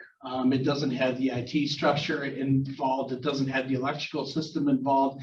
It doesn't have bariatric doors for us to be able to fit people through bariatric wheelchairs through, since it is our backup for Parkview, and it was our backup for every department, just about, correct, I believe? So Eric has been working diligently to make sure that our needs are actually what we need. He's been working with Faith Technologies. He's been working with Patty at IT. So I don't think it's fair to say that he's been dragging his feet. He's been doing more than enough to make sure that it has everything that we need, not just a generator. And we are bringing that forward. And I agree with you. This is a post-haste type of thing, something we should be. We've seen storm every year get closer and closer to EAA, and we pray to God it never happens. But if it were to happen, we're going to need that facility up and running. And as to your response, I would say this simply: rules keep changing, and the rules are going to continue to change. We allocated and appropriated $10.35 million for housing instability last year. Every deadline that the state has given us, they have fallen behind on. They have changed the rules on us multiple times. We had given them a grant agreement with the state with too much information. They said we need less information. We redid the whole grant application with less information. They said we need more information. And now we're back to square one.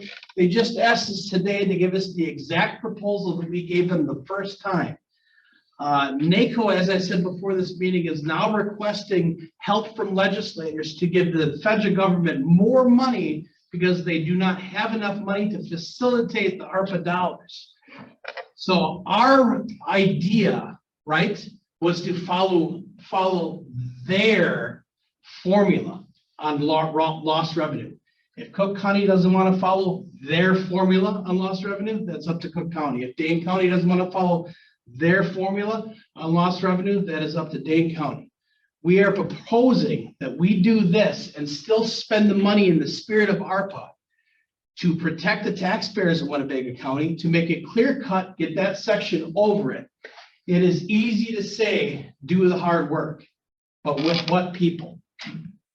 With what people? It took us a long time to get a finance director, and I apologize, I'm a little emotional, so I'll step off my soapbox now. So yes, this was Director Collard and us getting together, talking with the auditors, right? Yes. On what is the best way to protect Winnebago County in the future.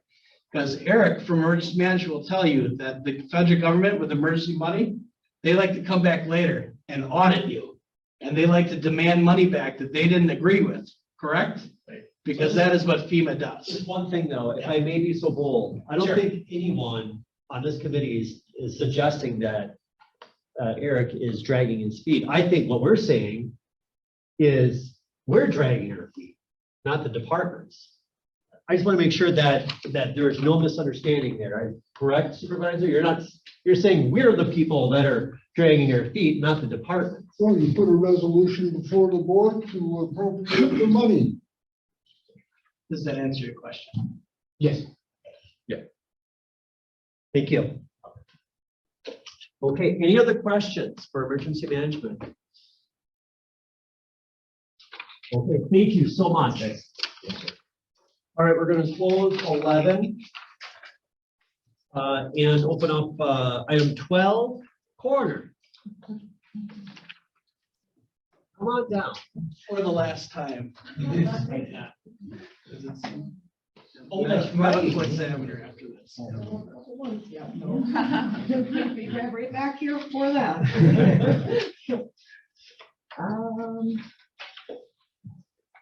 It actually already says medical examiner on the budget, so we're, 2023 is when That's it true. starts, so all of that got changed over.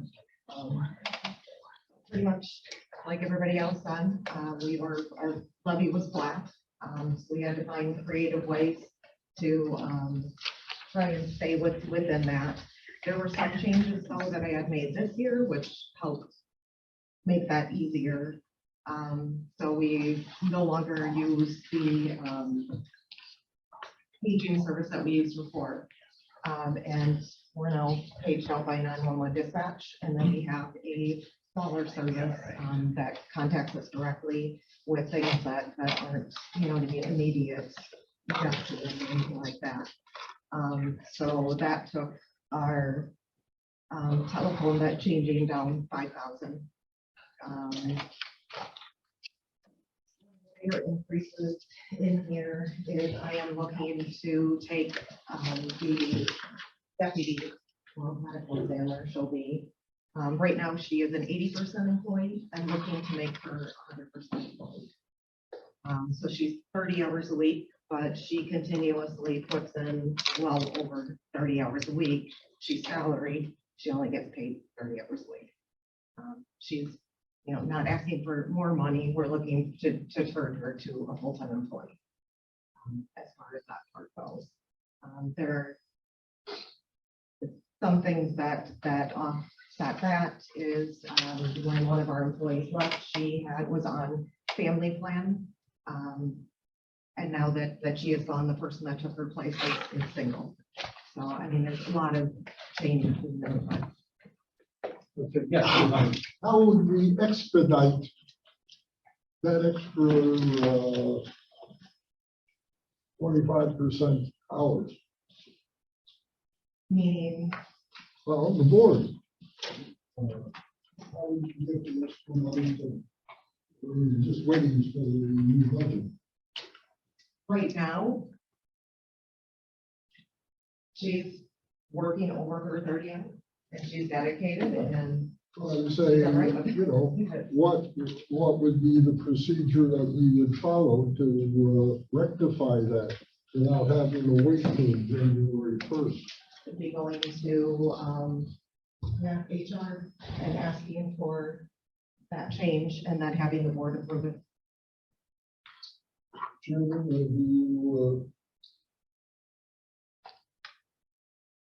you interested in tackling that one? I am interested in tackling that one for future. You and the medical examiner. There you go. And then you become the medical examiner November 8th? When is it official? No, it would be official January 1st. It would be, yeah, I do believe that in talking with Mark Hayback, That's right. they have to post the position. Elected officers don't start their term first. Yeah. So with the coroner being abolished, then it turns medical examiner when this term ends. Okay, yeah. So, and I know that Mark Hayback and I are in the process of putting together a position description, and then they'll obviously have to post that position. Couple questions in regards to, well, I guess it's like one question with two sub items. Look at object 5526 and 5530 transportation costs, contractual service costs. I guess that pulls 55 subsection generally. I'm guessing that stems from the to and fro from the east side of Appleton and Fond du Lac for all that. And I guess the second part is, I guess if the chairman would allow for Mr. Elder to come back to the community and give a report on the status of the design, the architectural work, and of the board that we built. And I am doing an update later on. I have a little bit of information on that. I was gonna say that, you just. Sorry. Oh my God, here. I was gonna say, no, I was actually going to suggest, just like I had with Corporation Council, I think it would be really important to get in front of this board sooner rather than later to understand where we are with the board and where there are issues that you're seeing, if there's something that this committee can help to make sure that we're getting this done. Thorns are good, right? A little bit of squeaky wheel. Okay, yes, Supervisor Eisen. Well, would it be appropriate to insert into the 23 budget reimbursement to the on behalf of the medical examiner and the sheriff for the $1,524,580 of expense for that project? Through ARPA, is that what you're suggesting? Exactly. Well, I know where you're going, yeah. I think it's something that should be talked about. Yes, I think it should be talked about. And there's no sense in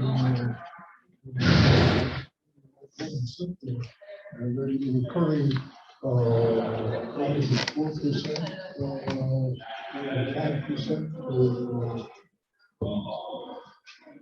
bonding going forward.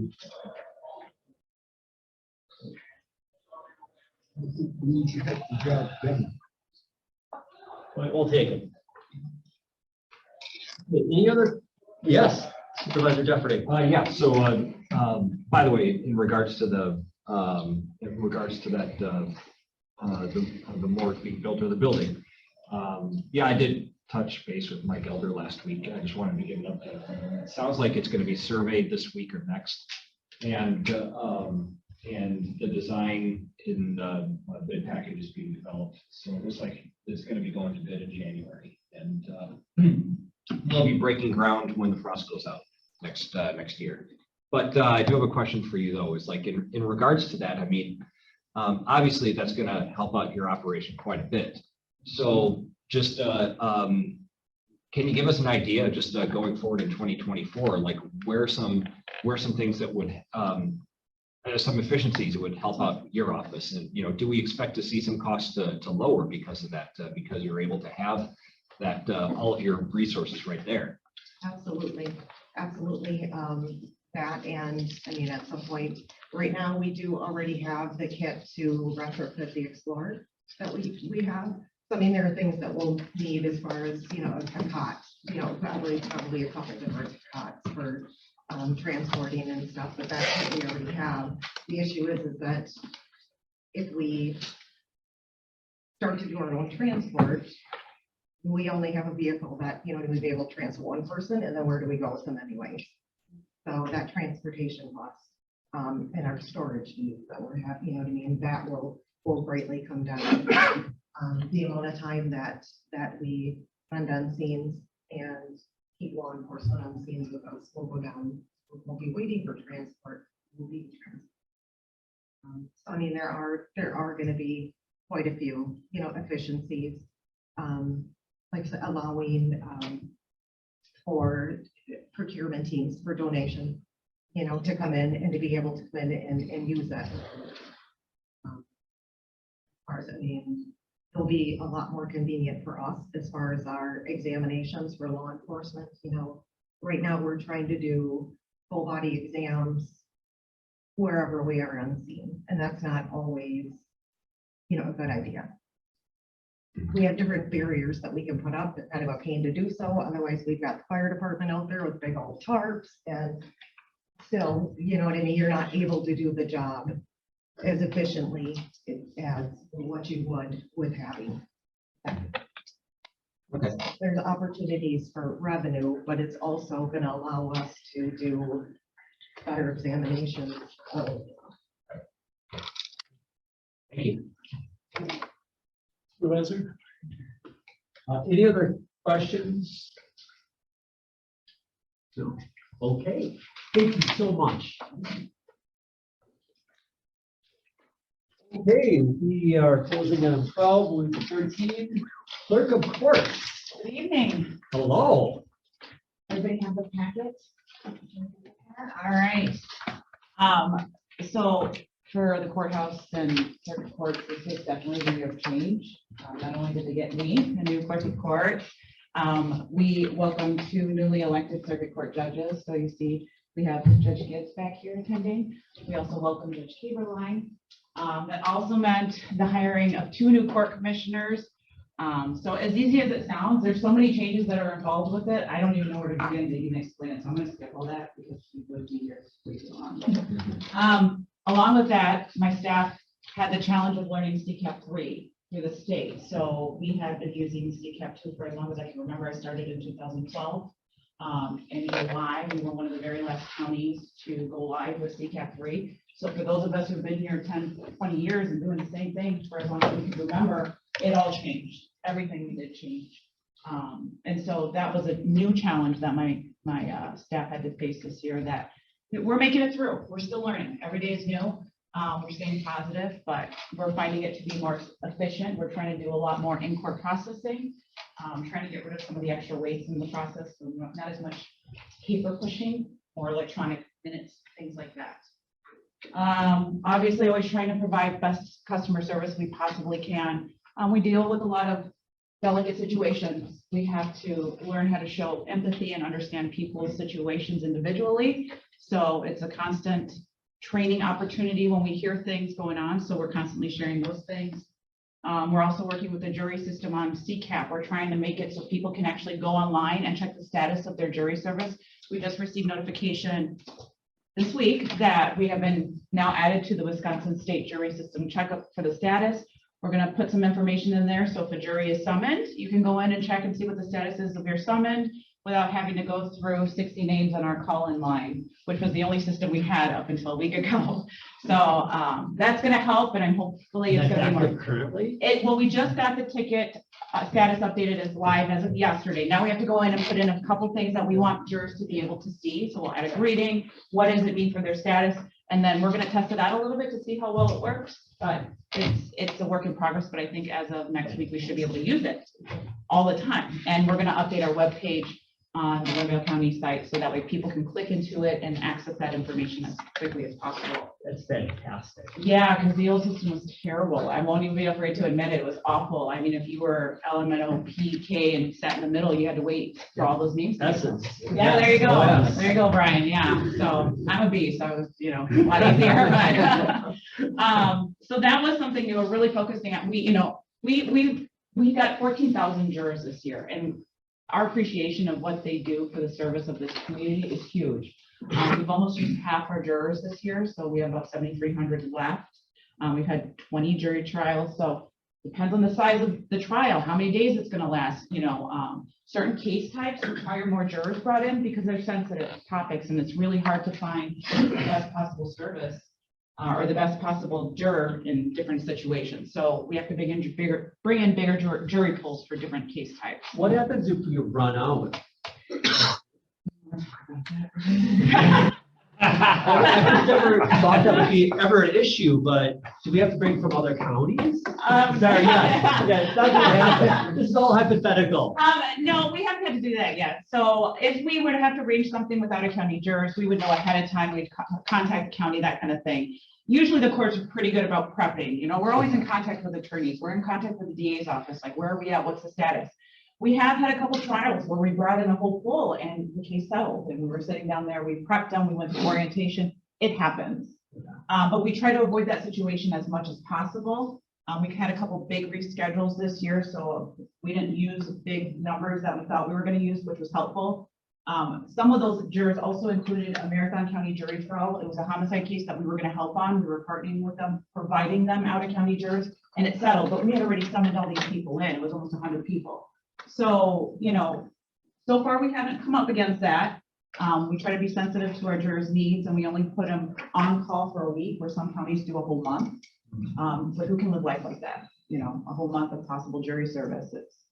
It doesn't sound very fun. So we're constantly getting new ideas. Instead of doing one lump, I don't know how else to say it, but dump of jurors, We're opting to do quarterly. We're gonna receive our jurors quarterly, so that way we can get updated address information. We do run into problems where we get that information in November, and then we summons them in June, and they moved, and now they're living out of county and they can't serve with us. So we're trying to get that cleaned up a little bit, so we're not working so hard to get people in here who no longer can serve, get them as accurate as possible. So, so we have some information in here about family court services. They do a lot for our court system. They help resolve a lot of our placement and custody issues in the family court level. We don't hear a lot about them, so I asked Jill, she's the new head of that department, to add some information in there. It's a great program and service that the county offers. And sometimes people don't have to go back into court, and that resolves the situation. We have a mediation agreement to go, and you know, everything's good to go. So we truly appreciate that program and service here in the county. So we, as well as everybody else, you know, we came under budget barely, but we made it. Our biggest tackles this year is, speaking of Judge Gibbs, video conferencing equipment that's been scheduled twice now, and for lack of product, we have not been able to get it installed. Probably the worst system in the courthouse right now, and it is truly terrible to try to hear anything there. I used to work in there with Judge Sniper. It's been an ongoing issue. So And hopefully it's this budget? it's in this budget. So it's not in this budget. Actually, it was approved for 2022. Okay. We've signed it twice now. We just received information from the vendor that we don't have all the parts. They can't put it in. So now it's been pushed back to February of 2023. We're going to probably have to ask for that to be rolled over. We still have one old system in the courthouse, and you'll see that in the list here for Circuit Court Branch 6. So we also incorporated money to have them. That's the last system, the new system we're going to be putting into the building. After that, it's about upkeep and maintenance. I've talked to the vendors who provide this equipment, and in 6 to 8 years, it's easily updated. So next is we have to tackle the problem of how do we keep it sustainable and updated, and so that way the courts can utilize it to make accommodations, you know, for people to appear by Zoom or by phone or whatever means is most cost effective for the court system. But every circuit court is kind of like its own island. It determines how people can and can't appear. So we just want to make sure that we've provided them with as much technology as possible to help them do that. So, but it wasn't too hard to come under budget. I think I eliminated one position that I had vacant. Staffing has been an issue. Circuit court is down by 3 court assistants. So half my branches have one person running the whole thing, besides the judges. It's been tough. A lot of cross training, a lot of scrambling day-to-day basis. We're making it. We're still going. So I understand that was a vacant position. yes. That you eliminated. Mhm. So how does that impact your service level? It was my immediate assistant. So I wanted to continue to have the support staff for the court system and the public in my office in the circuit court. So I eliminated my assistant, Okay. and that was fine. Yeah. Yeah. We're making it. We're I would hope busy. that indeed, you know, there's making it. Right. There's, you know, you feel like you're being set up for success. Well, and maybe in the future is something we can consider to fully understand. I mean, since I'm new, when you have a position where that was created before you got there, you have to figure out how to utilize them.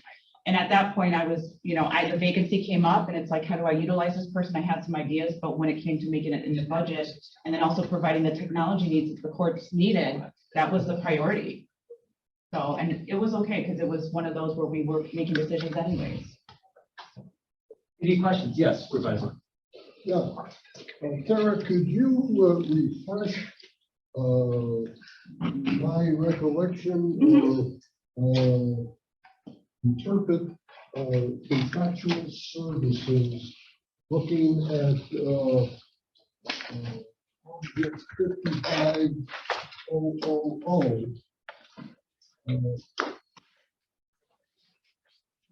How is that money spent for medical and dental? You know, who are the recipients of those services? Oh, I'm so sorry. I'm still looking at it here. 5500. 55, yeah, 55,000.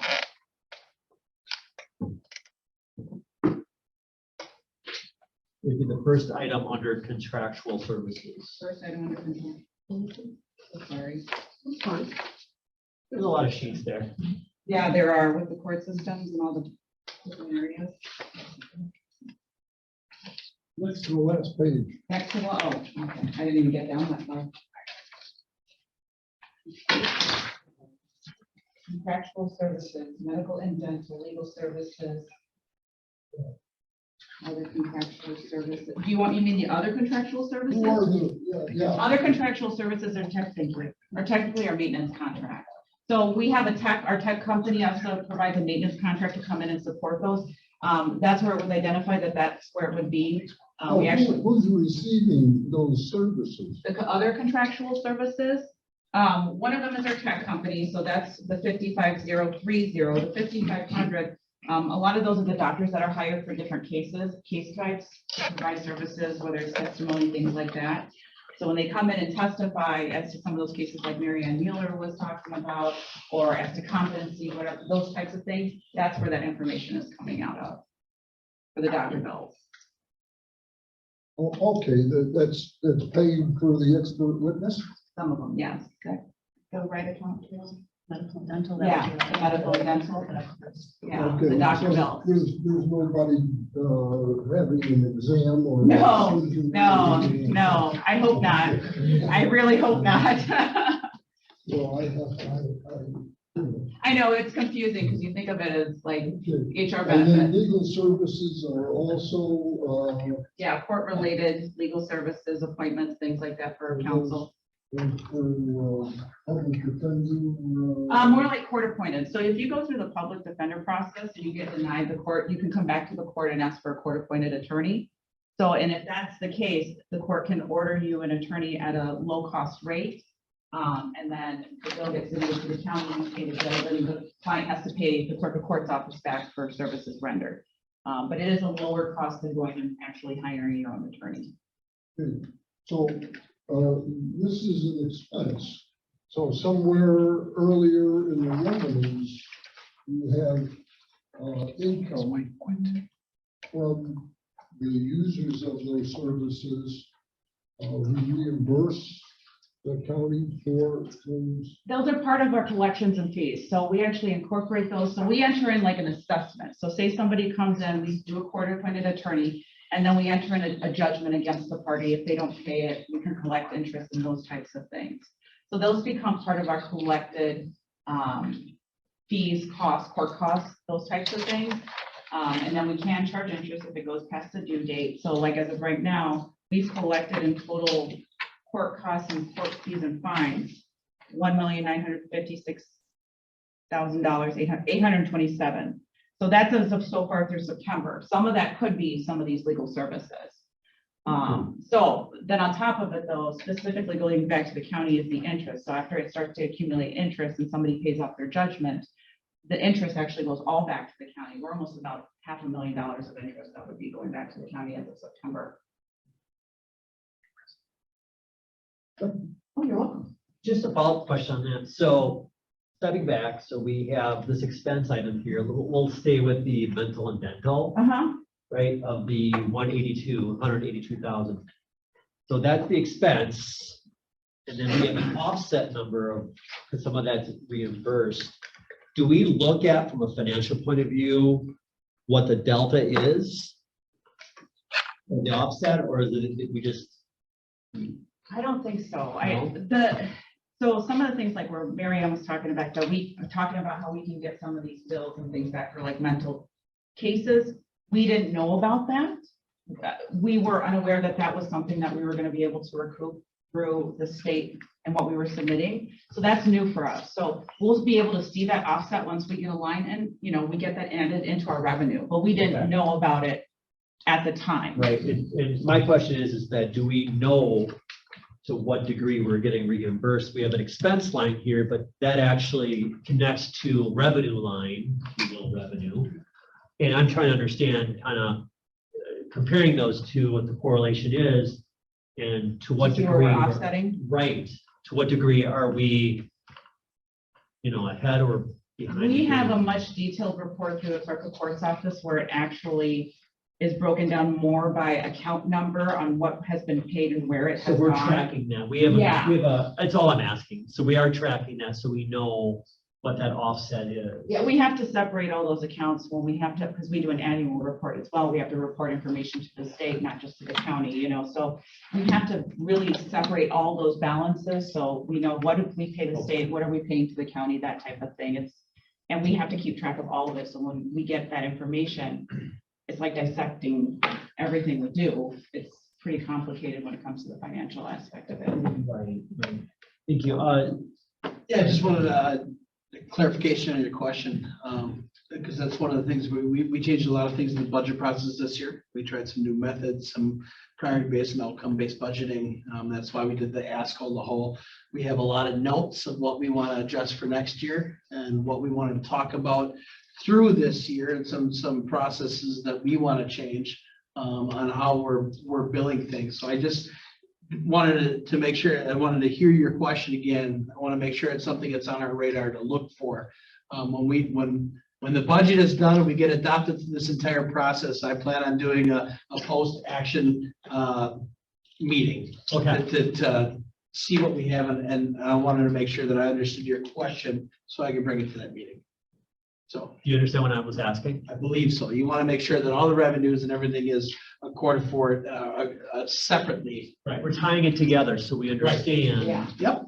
Where our expense, you know, it's to oversimplify it, you know, you have a credit, you got a debit that balances, right? Well, It should balance, What but Mary Ann said before, they submit a bill to finance, and then finance gets a bill, and we just put it that's back. why I'm asking. Right, to make sure that things are going back to the right departments, to make sure that everything is being correct. And I want to make sure from the department's point of view that if someone asks questions and starts digging in, that they have the answers Oh, and they're set yeah. up for success. I Like understand. this one here, I mean, I have not the most recent, but like here it says attorney fees, 91,242.30. So we have everything broken down here and there, and, you know, and every account is a little bit different depending on the case type. You know, that can break down the attorney fees even more. Some of these are just lumped together because we do most of those separations during the annual report to the state.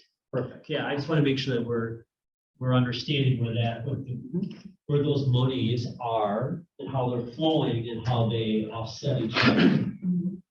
That we're just not having two disparate sections of funds going in and out and not really understanding the relationship.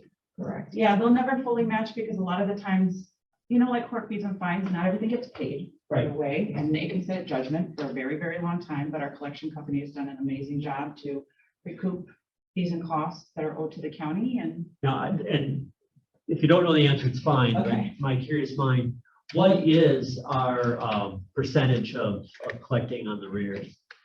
oh, I don't know that, unfortunately. So they have about 60,000 cases of ours right now in state collection, 60,000. I think we just received about 12,000 back that they were not able to collect on. So every so often they just send us a whole bunch back and they say, we can't find these people. Do we just write it off at that point? We keep it at the judgment status, so it stays on the credit index, and it shows up on their credit report, but sooner or later, that is something we might have to come back on. It turned out some of the clerk reports have processes of uncollectible judgments that where do we say, do we forgive it? Do we let it go? What do we do with it? Because it's just sitting out there and nothing's ever happened. These are civil?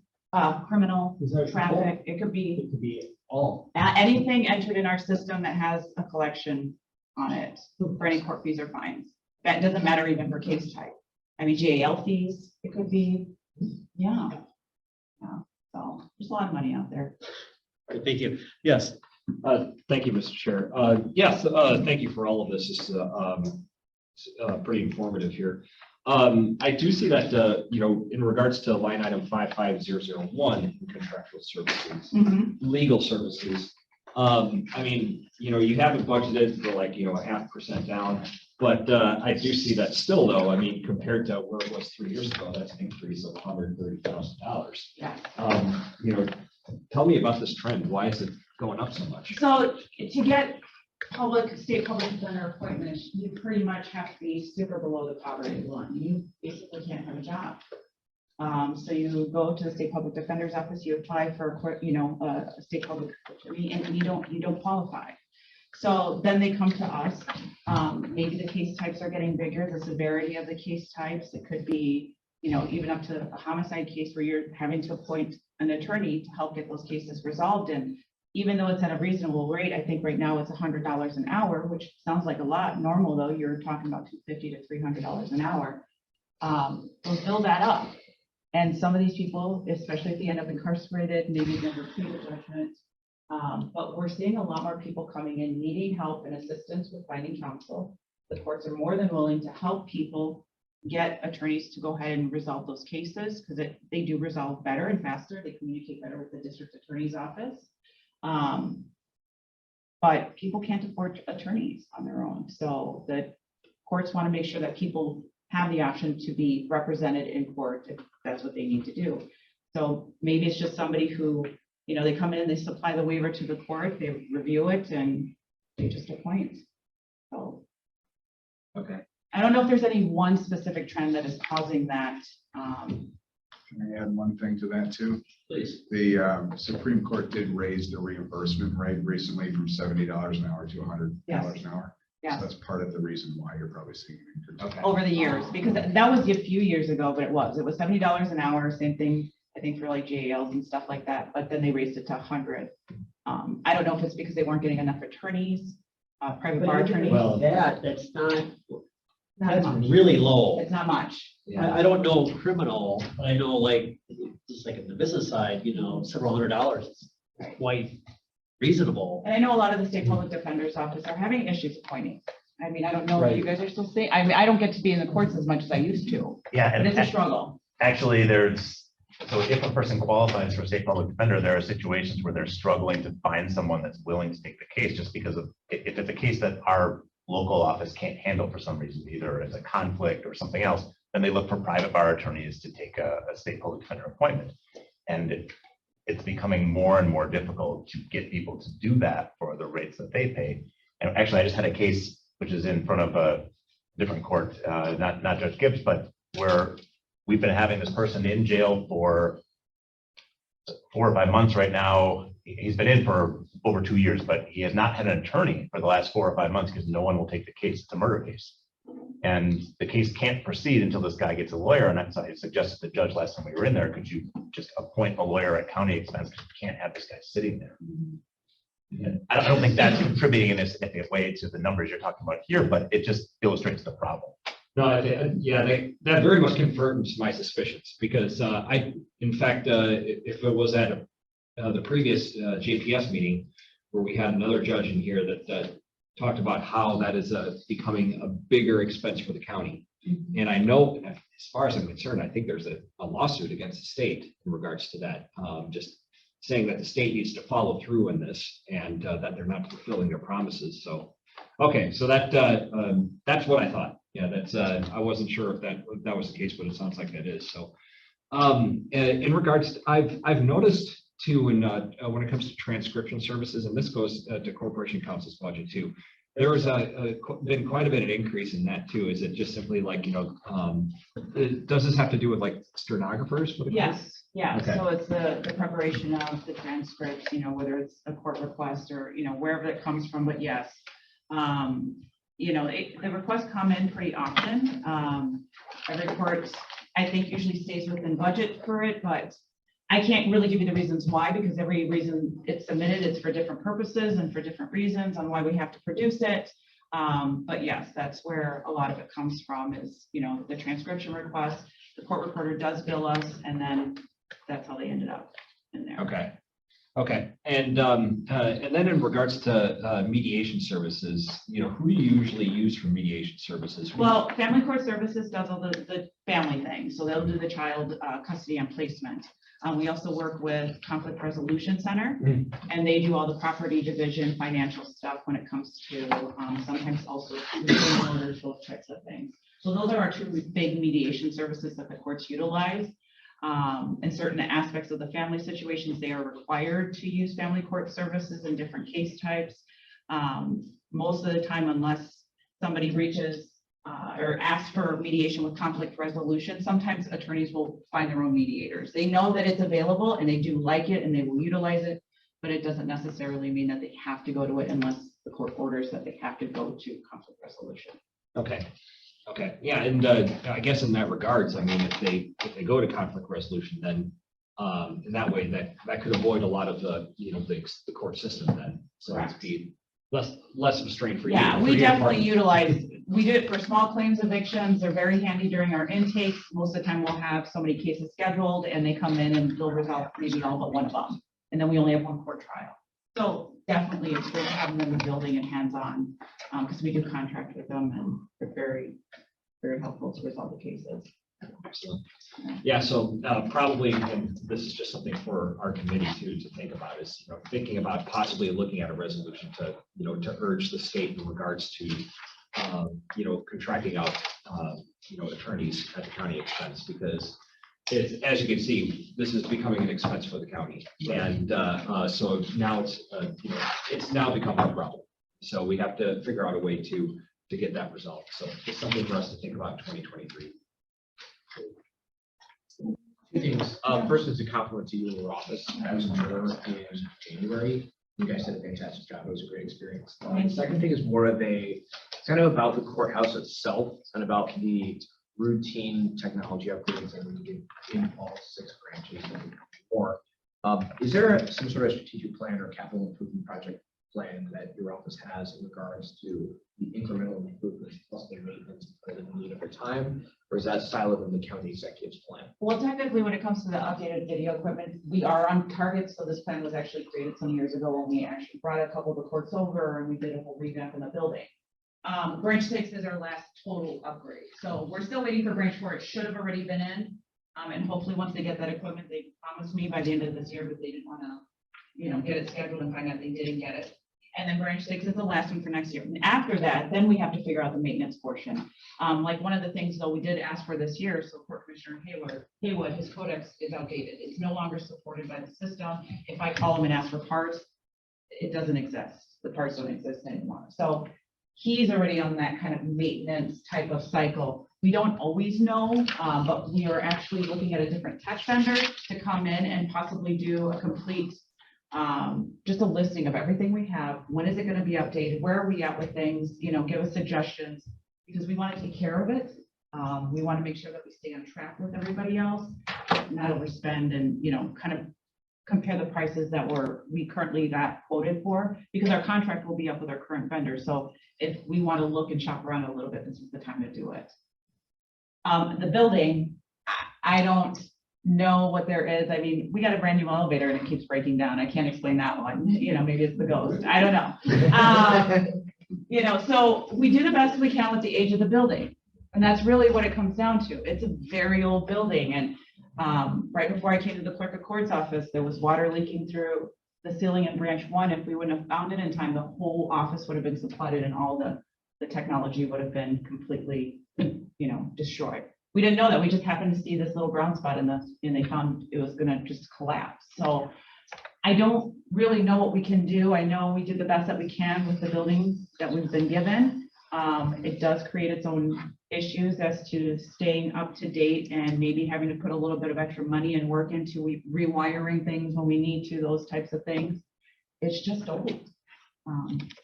It's out, it wasn't built for the kind of technology really that we need to be utilizing in this system now. So, but we're making it work if we can get the parts in. Problem at a time. Okay, any other questions? Thank you very much. We appreciate it. Okay, we're closing item 13, moving to item 14, district attorney. Hello. Hi. Hello. All right. So Kelly Coots is our office manager, is behind me, and she is, I may look to her for some of these answers, depending on how hard the questions are, because she's the one that has the real intricacies of some of the budget issues. But she doesn't love standing up here, I think. So I guess first, our budget is usually pretty straightforward. We have the hybrid of state and county employees and state and county computer type issues, but really most of our budget is made up of salaries and benefits. So there's not a lot that changes. The big changes for this year, percentage numbers that you're going to see are primarily grant related. We had 3 grants that were active. One of them just recently ended, so we're going to be down to 2 next year. But most of the things that look strange in there come from that. And the majority of our other budget type issues are fairly inflexible. If there's something that we're trying to do, such as a project, usually that means we're going looking for a grant to try to do it. Too many efficiencies that we're really able to create beyond what's already been done. Our office has been paperless for some period of time, so we don't have too many savings that we can recognize there or realize there, but most of it's straightforward. I know Mary Ann had mentioned before a concern about expert witness fees. We've run into some issues this year with that, and those are just kind of unpredictable. It's something where if we have those types of trials that actually go and we have witnesses that need to testify, and we're pretty good about eliminating those people when possible. I know that we have an expert witness that's going to be expensive. Somebody has to walk into Kelly's office and face her wrath about messing with the budgets on those issues. So I think there are some things that are built in where we make difficult decisions to eliminate those things when we can. But this year I know has been worse than expected. And we never really know what we're going to get there. So it's difficult to budget for it. Our big needs right now, we had our 2 ad requests, which were related to a vehicle and for furniture. I actually didn't realize until Eric Rasmussen was talking earlier that there might already be a plan in place to get that vehicle figured out. Furniture is just part of a multi-year effort to get our office out of the 70s. That's continuing. And then the big issue, and this one isn't really in the budget right now, that's been put forth because it has to do with wages.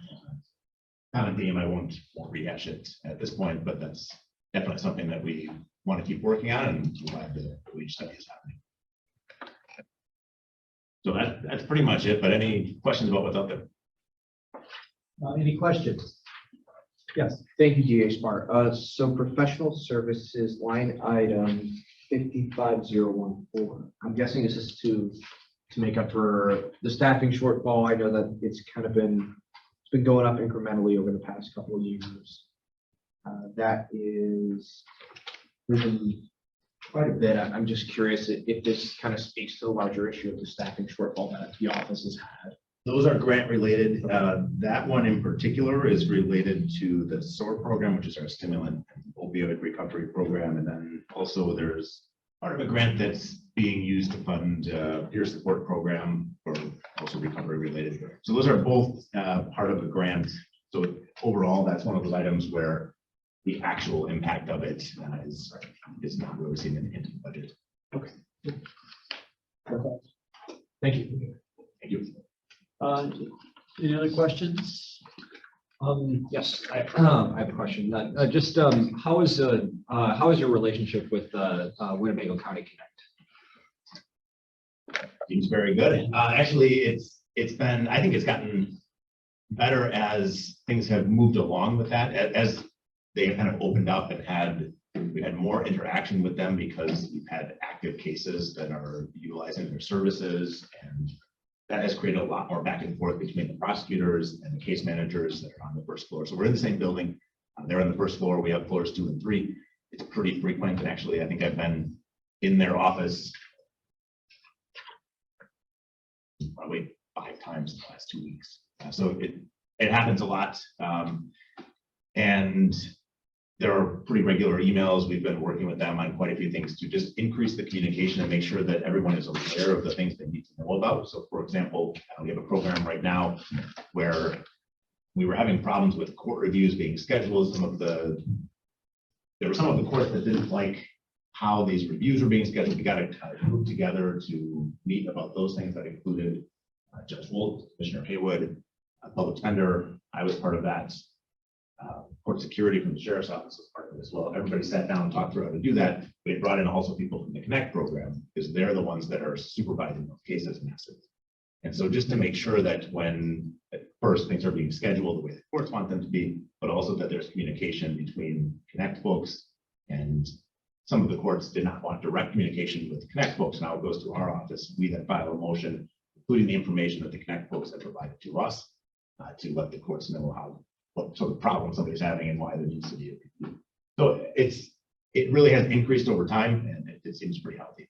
Okay, good to hear. That's it's as long as it's good to hear that just have a seat at the table too, in regards to this, because, that whole concept of Connect is, the idea of connecting those possibly, either referred or charged with something to local resources. So just want to make sure that they're going well. Yeah, they know that they can call us, and actually, I should have mentioned too, we have people on that floor now as well. So there's increased interaction. Okay, great. That's all I have. Just a quick question. I'm sorry for my naivete on this. I'm looking at line number 55066.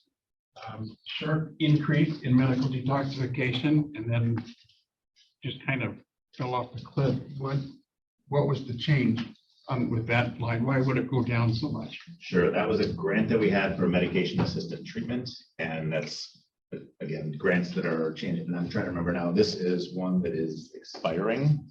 It just Right, ended it just September did expire. 30th. So, and I think I talked about this one a little bit before, where it was basically Vivitrol and Narcan access, and now the money that we were using to supply these products is so there are still a number of different places that have access to that money, and we talked about, the sheriff has talked before about their program that has started up. There are ways to do it through the health department, through human services. At this point, there's not going to be a way through our office. And ours, one of the things that was happening too was it was being used for providing education as well. We were going around to Department of Corrections, the Parks Department were the two most recent ones that I was at, but also to private business to basically explain what's out there. And so that's a service that's not going to be there now that this grant is over. I think now, at least, well, there are other grants in place. I think those can probably cover needs that are there for Narcan or Vivitrol, but those monies are going to run out eventually too, and then that's going to be something that the county is facing as the dilemma. What do we do about that when all that money is gone? I just have one quick question. I know the last time that we spoke, there was concern about attorneys. And I assume that that is still the case, and is that one of your bigger concerns moving forward in 2023? That is my biggest concern right now. Not from a county budget perspective necessarily, but I think when I had last been here, we had recently found out for sure that we were losing our third person this year. We were going to be down 3 attorneys, or 3.5 if we count the ARPA position that I don't anticipate we'll ever be able to fill. I guess the one positive update there, we do have a new attorney starting next week. This is a person who was licensed this year, so has not practiced as a lawyer previously. So basically, he graduated law school a short time ago, but has not been a lawyer before. And so, of course, that's replacing one person that had limited experience with 2 people who had significant experience. So when we're talking about those things, there's a learning curve there, and that's going to be it's going to be a little bit of time before he's really up to speed. But if somebody's starting, I'm very happy about that. That's great. What kinds of things do you have that person do? I'm just assuming this person is affiliated right away. Well, pretty much. I mean, even if we have, okay. so just, I guess just to compare it to when we had interns often we had interns through UW-Madison. I did 18 years ago now. And people come in for 3 months and they're given cases to handle. They're given trials. Usually we find a trial or even an intern to do. There are cases where it's not going to be disastrous if things go wrong. So we're careful about that sort of thing. But this lawyer in particular is going to be in our drug and property unit. We went through actually today, went through the list of cases that one of our outgoing lawyers had when she left. We pulled off the ones that we felt were just not appropriate for a new person to handle and redistributed those. But this is a person who will be walking into a caseload. He's going to be having to ask for help a lot and ask a lot of questions. And the biggest challenge for him will be trying to figure out what he doesn't know. But they get thrown in right away. They're covering court, charging cases, handling an existing caseload, basically. That hopefully someone will be put in a position where it's not going to be.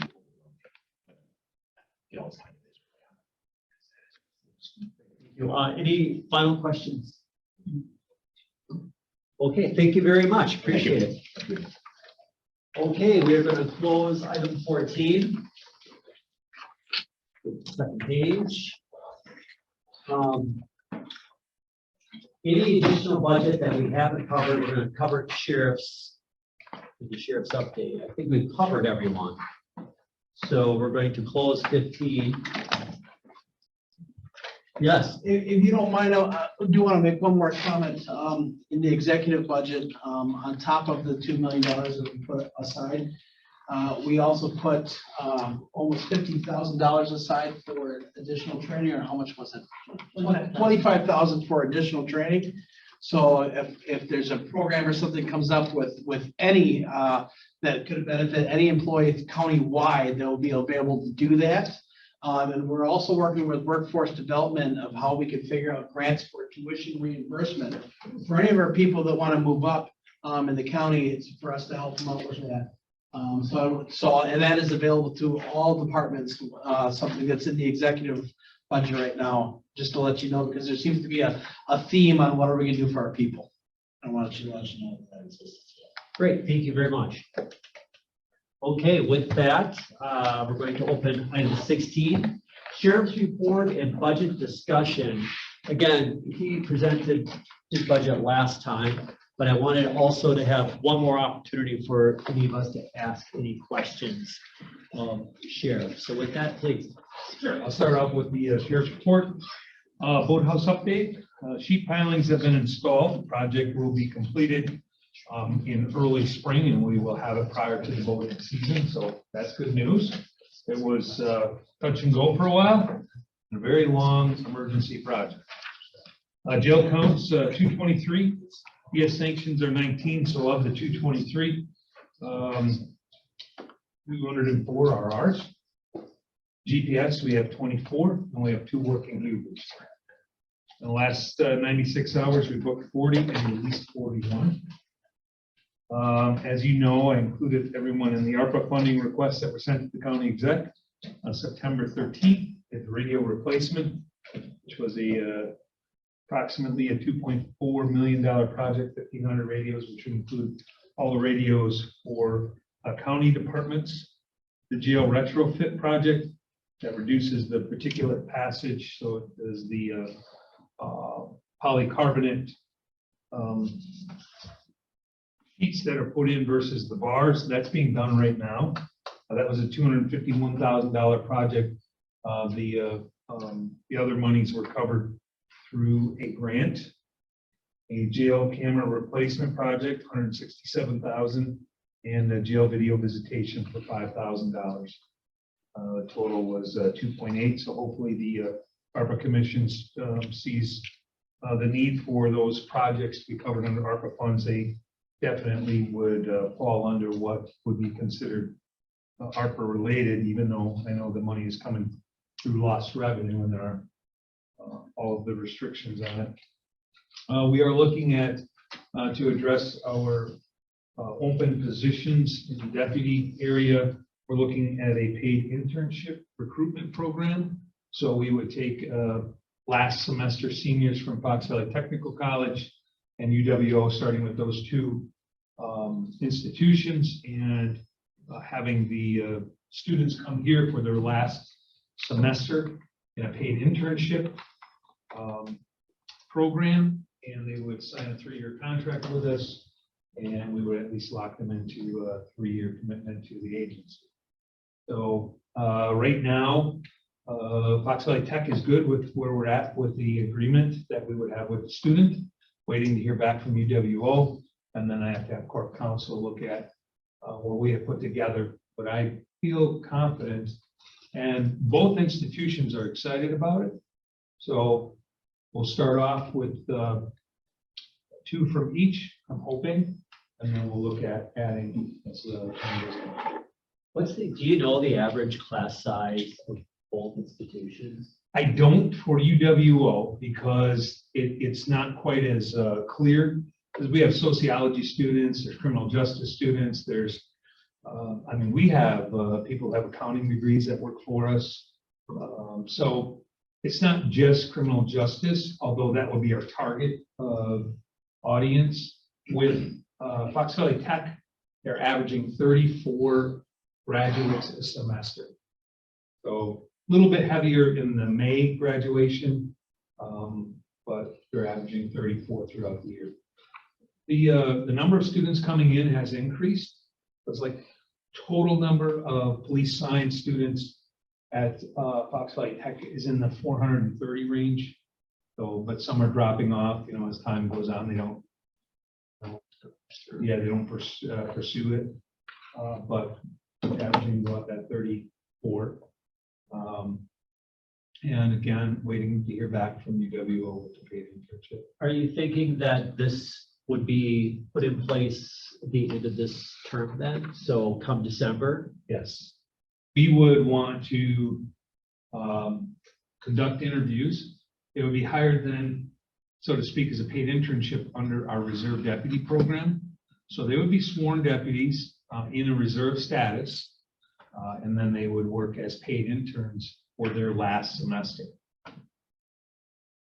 And after they graduate, then they're Then on. they would get a job offer as a full-time deputy, and it would be whatever division we have the opening in. Most likely it would be corrections, which is part of the agreement that we have with them. There would be additional testing if it were a patrol position opening. There's a physical fitness requirement, and there would be an additional interview. Everything else is basically the same between the two deputy positions. Yes, Professor. Yeah, so I remember a few years back, and this is in regards to like the jail software. I think you went from going from, what was it called, the Track or something like that, and then went over to Spielman. Spielman was then bought out by Motorola. And very good memory. Yeah, yeah. And I know that there was it took some time, you know, because you then had to go from Spielman to Motorola, and then you had to work with Motorola on that, and there was a delay in that. So I just wanted to follow up in regards to that software. Tell me a little bit about that Motorola software. How has it been? No software is perfect unless you have it actually built for your agency. But we are paperless in the jail for the most part, minus some real minor forms that we use. As far as mining data, there's still some things that we would like to be able to mine, but overall, it's been a fairly good program. And there were a lot of issues when Spielman was bought out by Motorola, and because they created basically a hybrid between Motorola and Spielman. So, but I don't get any major complaints about the program, so that's a good thing. Yeah, so I think, we have a bunch of new members here at Judicial Public Safety. Could you kind of explain to them, what we're talking about in regards to that software? Sure. I mean, so the software, when an inmate is brought to our facility, there is a booking sheet that is done. Basically, it has all of the basic info of that person, to include scars, marks, tattoos. If they are a former inmate, it auto-populates that information. And then obviously, if there's new information or updated information, that is done as well. There's a medical form in there. There's mental health check that's in there.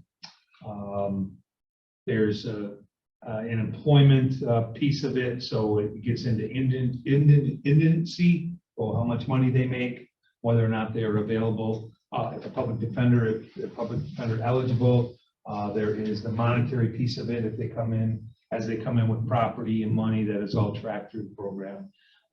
They are issued a debit card upon release. That's all part of the program as well. So it is all linked to the visitation. Basically, everything that we need to know about that inmate is on that information, to include medical, mental health, employer, etc., visitation, who they want to visit. Obviously, you have to be on the visitation list in order to visit an inmate, because there are some people that they can't see because of contact prohibition, or some people they don't want to see.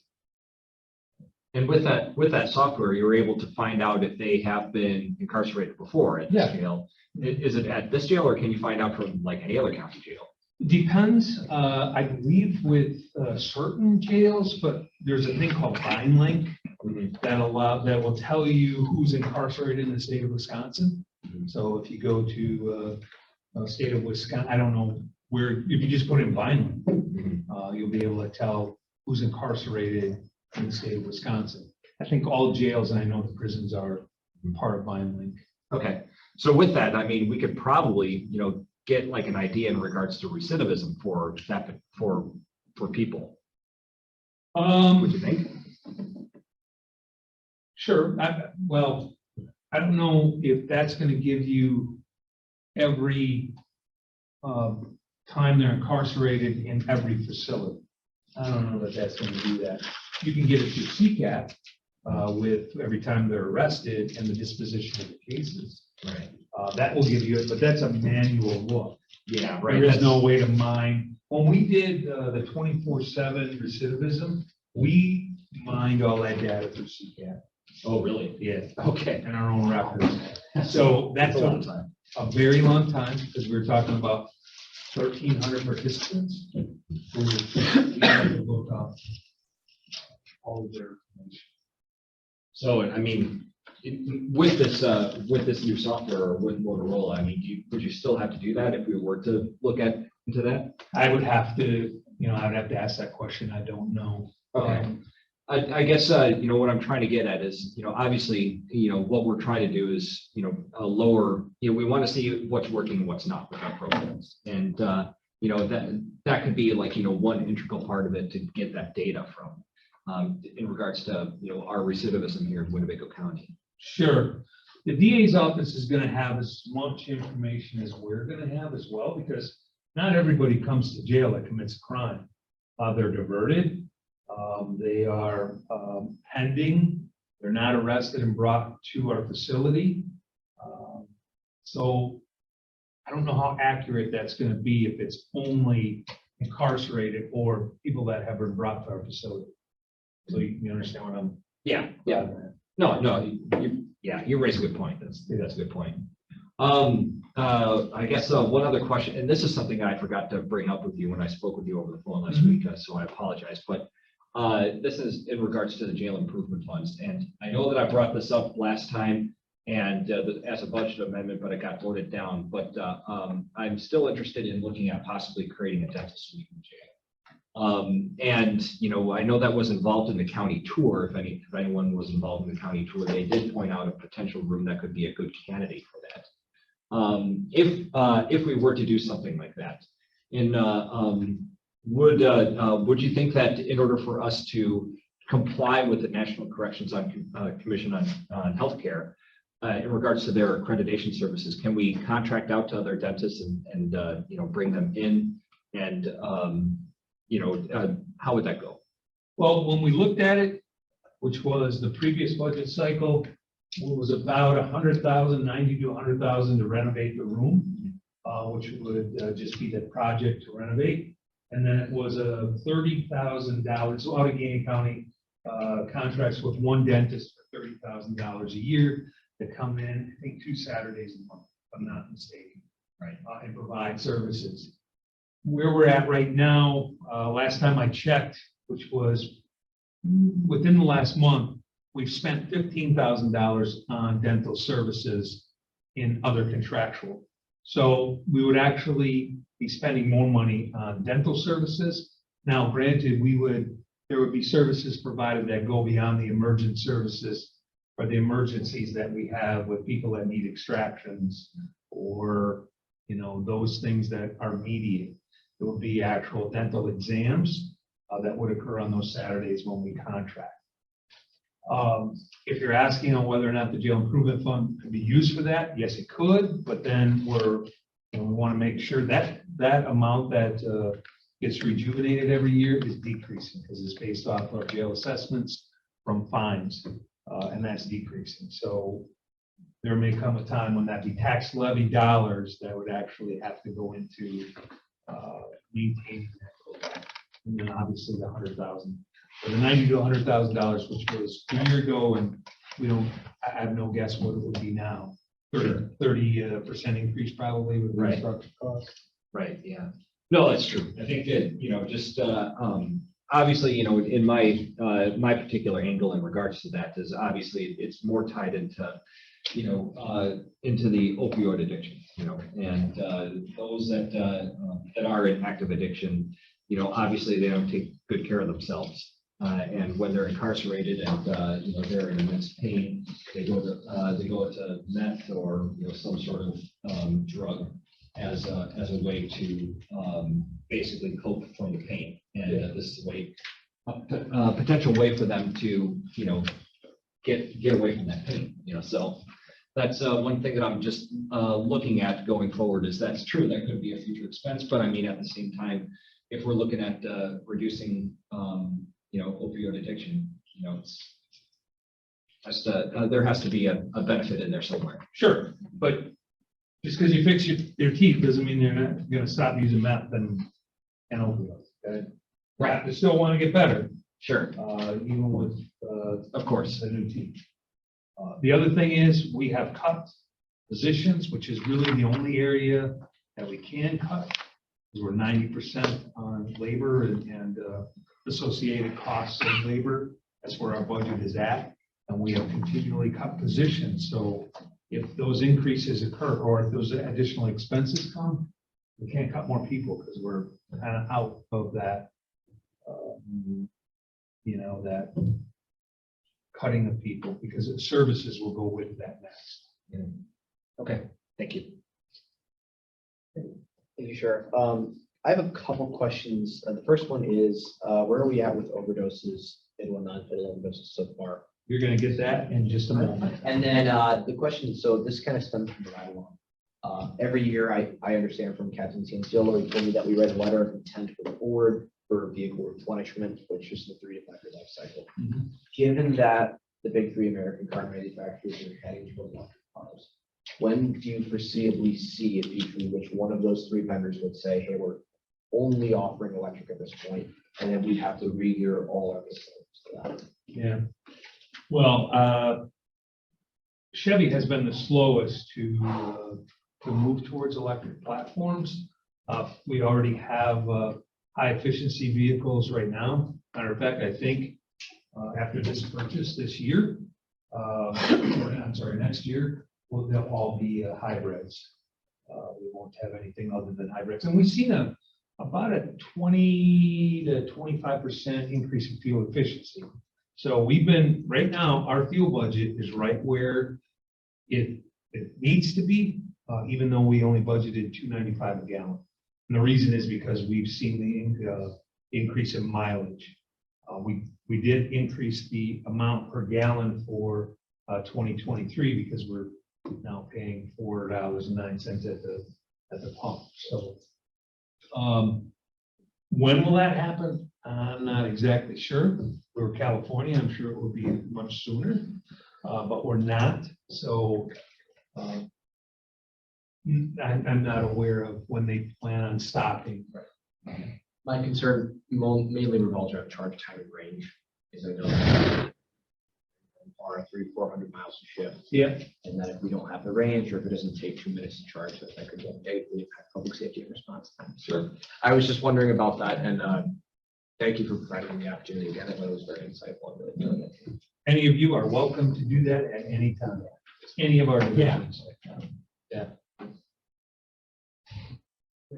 Any other questions for Sheriff? No? Thank you very much. Appreciate it. All right, we're going to close that item, which is item 16. We're open item 17, and I'm going to apologize. I should have put you should have just done your update right when you were done with your. So I really am sorry about that. Planning to do it, and then I didn't. So please, when you're ready. And then a quick point over, Mr. Chairman, is it possible if we could have Judge Gibbs introduce himself to the committee for a couple minutes if he hasn't already? Yes. After Yes. Trevor dressed up. Yes, that's If he wants if he to. wants to.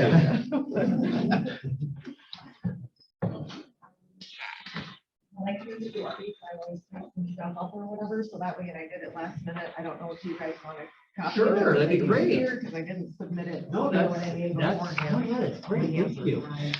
Oh, here, I will, I'll do the pass out. Take one, pass one down. There we go.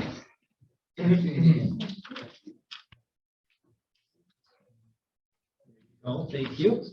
All right, we all have our copies. In aspect to the overdoses so far, so we're sitting at 27 confirmed, 5 pending. All but one of the pending are highly probable that actually 2 of those, the toxicology is already telling us that they're confirmed overdose. We don't switch it from pending to confirmed until that actual autopsy report comes back. We've had several other cases as well where substance is in their system, but not necessarily at a toxic level. So the numbers have gone up and down quite a bit. And refresh my memory, what was 21's overdose? 41. Yeah, and we're looking at, I mean, if these 5 come back, we're at 32 already. We still have 3 months to go. And I assume that Christmas time is a, I don't want to say busier time, but we have increased frequency. Last year it had, we seen a extreme increase. It was right before Thanksgiving. We had 3 on Or Thanksgiving. holidays. Yeah, so Yeah. that's where it's, really kind of starts to increase. So the non-fatals, just from the reports that I'm getting from the overdose spike from the university, we're still sitting somewhere around the 40s. But those are also only the cases that are transferred to the ER. You said there was a spike from the university? We started an overdose like spike alert. We've worked on it. It's just kind of ourselves. I think Madison's involved, a couple different counties. It's kind of a pilot thing, but they collect information. Actually, all of the hospitals in Winnebago County, the ERs report just automatically to the university in that program. So we know, in real time, but the issue there is if they overdose and somebody uses Narcan and brings them back and, fire department or whatnot, EMS is not informed and you don't know about that. If they, the fire department were to go, even if they do Narcan them, bring them back, but they're not transported, we're not gonna know about it because they're not getting to the ER. The fire departments do, you know what I mean? They do report, but where the ERs, or that day or the very next day, the fire department, it could be 7 days, it could be 10 days, it could be, so we never did a true reflect of what the numbers are, but as far as ERs go in the county, we're sitting in the mid-40s every month. So that part doesn't seem to be. Because I do recall UWO PD saying that they were involved in some sort of reporting program, so I think that's why you're right. Yeah. And if they're involved with the university. Yeah, trying to get real time data to be able to see what the trends are like, and this is a pilot that's been going pretty well so far. And would I be correct in assuming that of that amount, most of them are probably in the college area, or is it? All ages. Okay.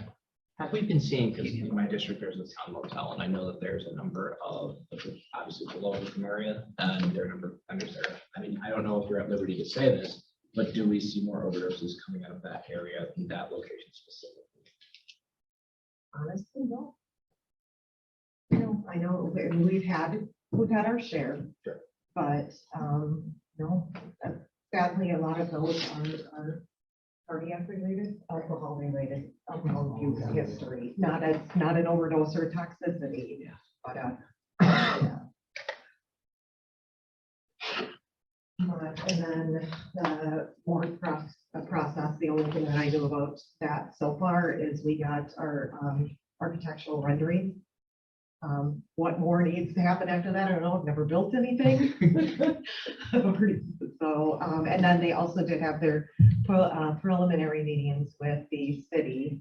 And so far things are looking good, but they did say something about storm and where they might have some issues that they need to work out on that. Would you be able to come back maybe in January and just give us an update? By then you should probably, to what you're saying, I will know a lot more by that point. If Absolutely. you're okay with that? Yep, I can do that. Good. I can do that. And then a couple months ago, I was here and I mentioned that I was a little concerned about my budget. As far as pathology, transportation, our medical and dental is actually our forensic, anthropologist, all of our toxicology comes out of it, odontology, all of that. And especially with things that we're seeing that are increasing. I don't know where my numbers are gonna be.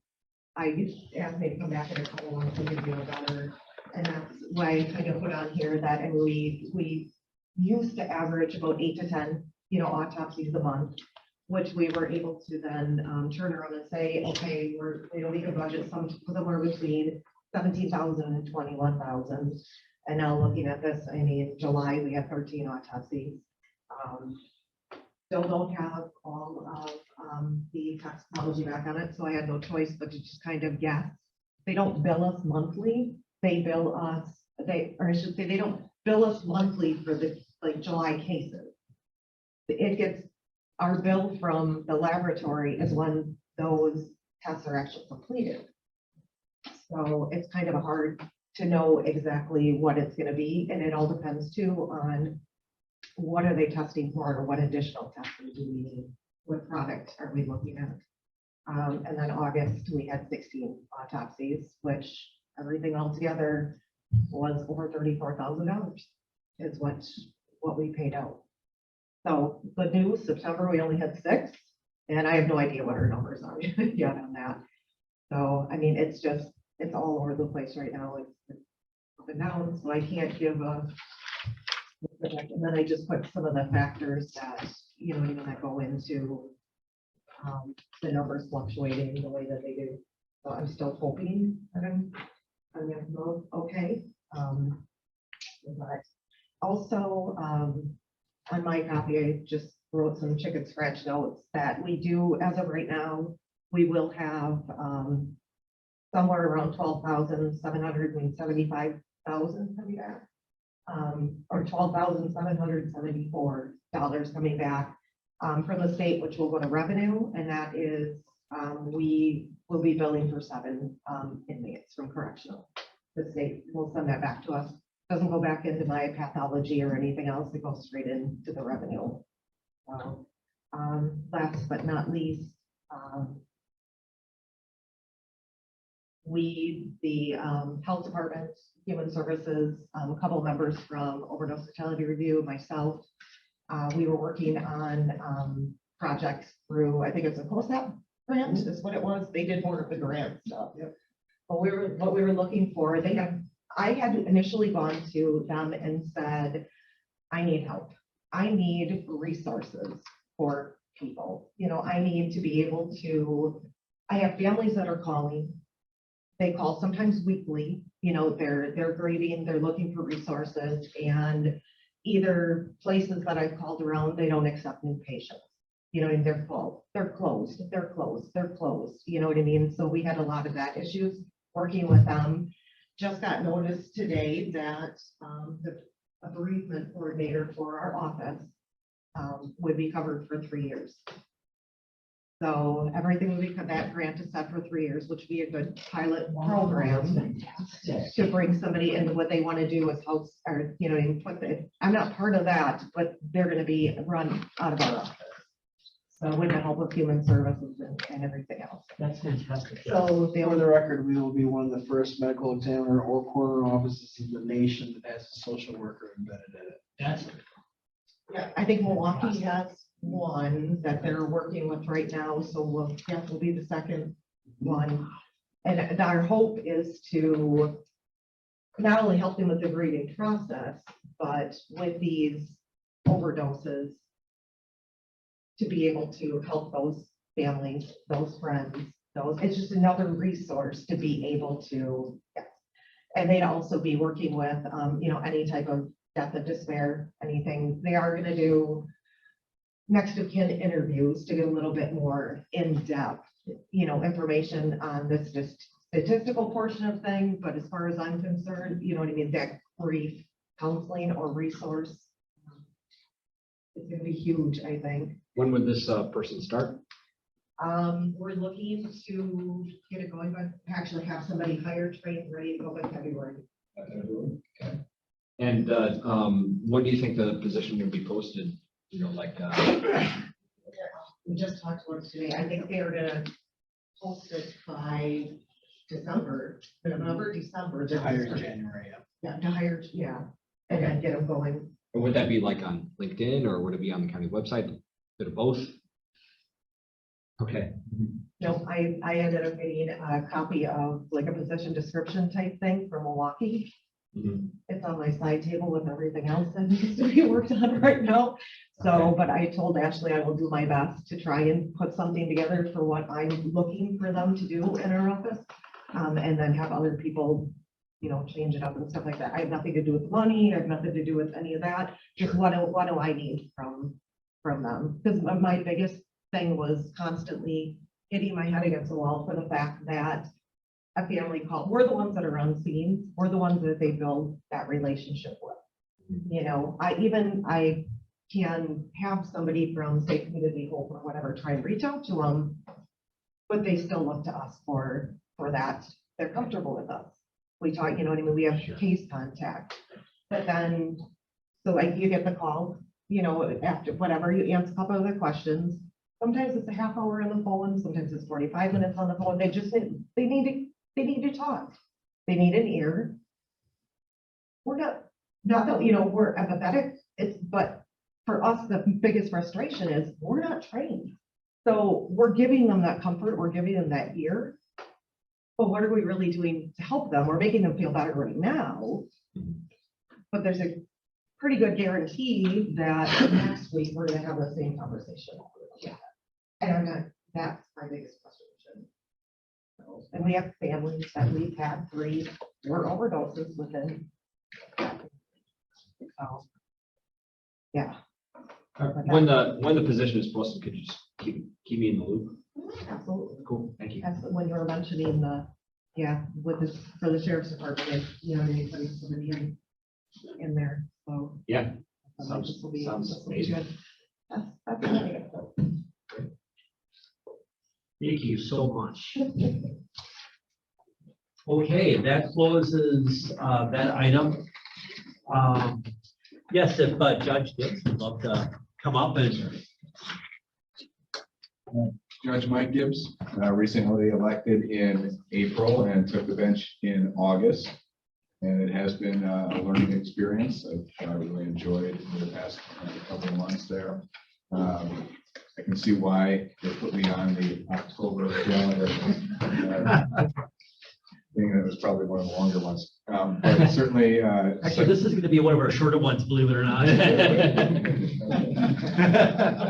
Well, anyway, I'm up on the second floor of the courthouse, so certainly if any of you want to come up and kind of see how things go, check out the wonderful sound system. Feel free to do so at any time, and I'm available to answer any questions you might have in my 2 months of experience. Great, thank you. Thank you. Thank you. Okay, with that, just a reminder, the next meeting is Monday, November 7th at 6 p.m. Deadline for agenda items, as I mentioned earlier, Monday, October 24th. With that, I motion to adjourn. Okay, all in favor? Aye. Opposed? Passes. Thank you, everyone.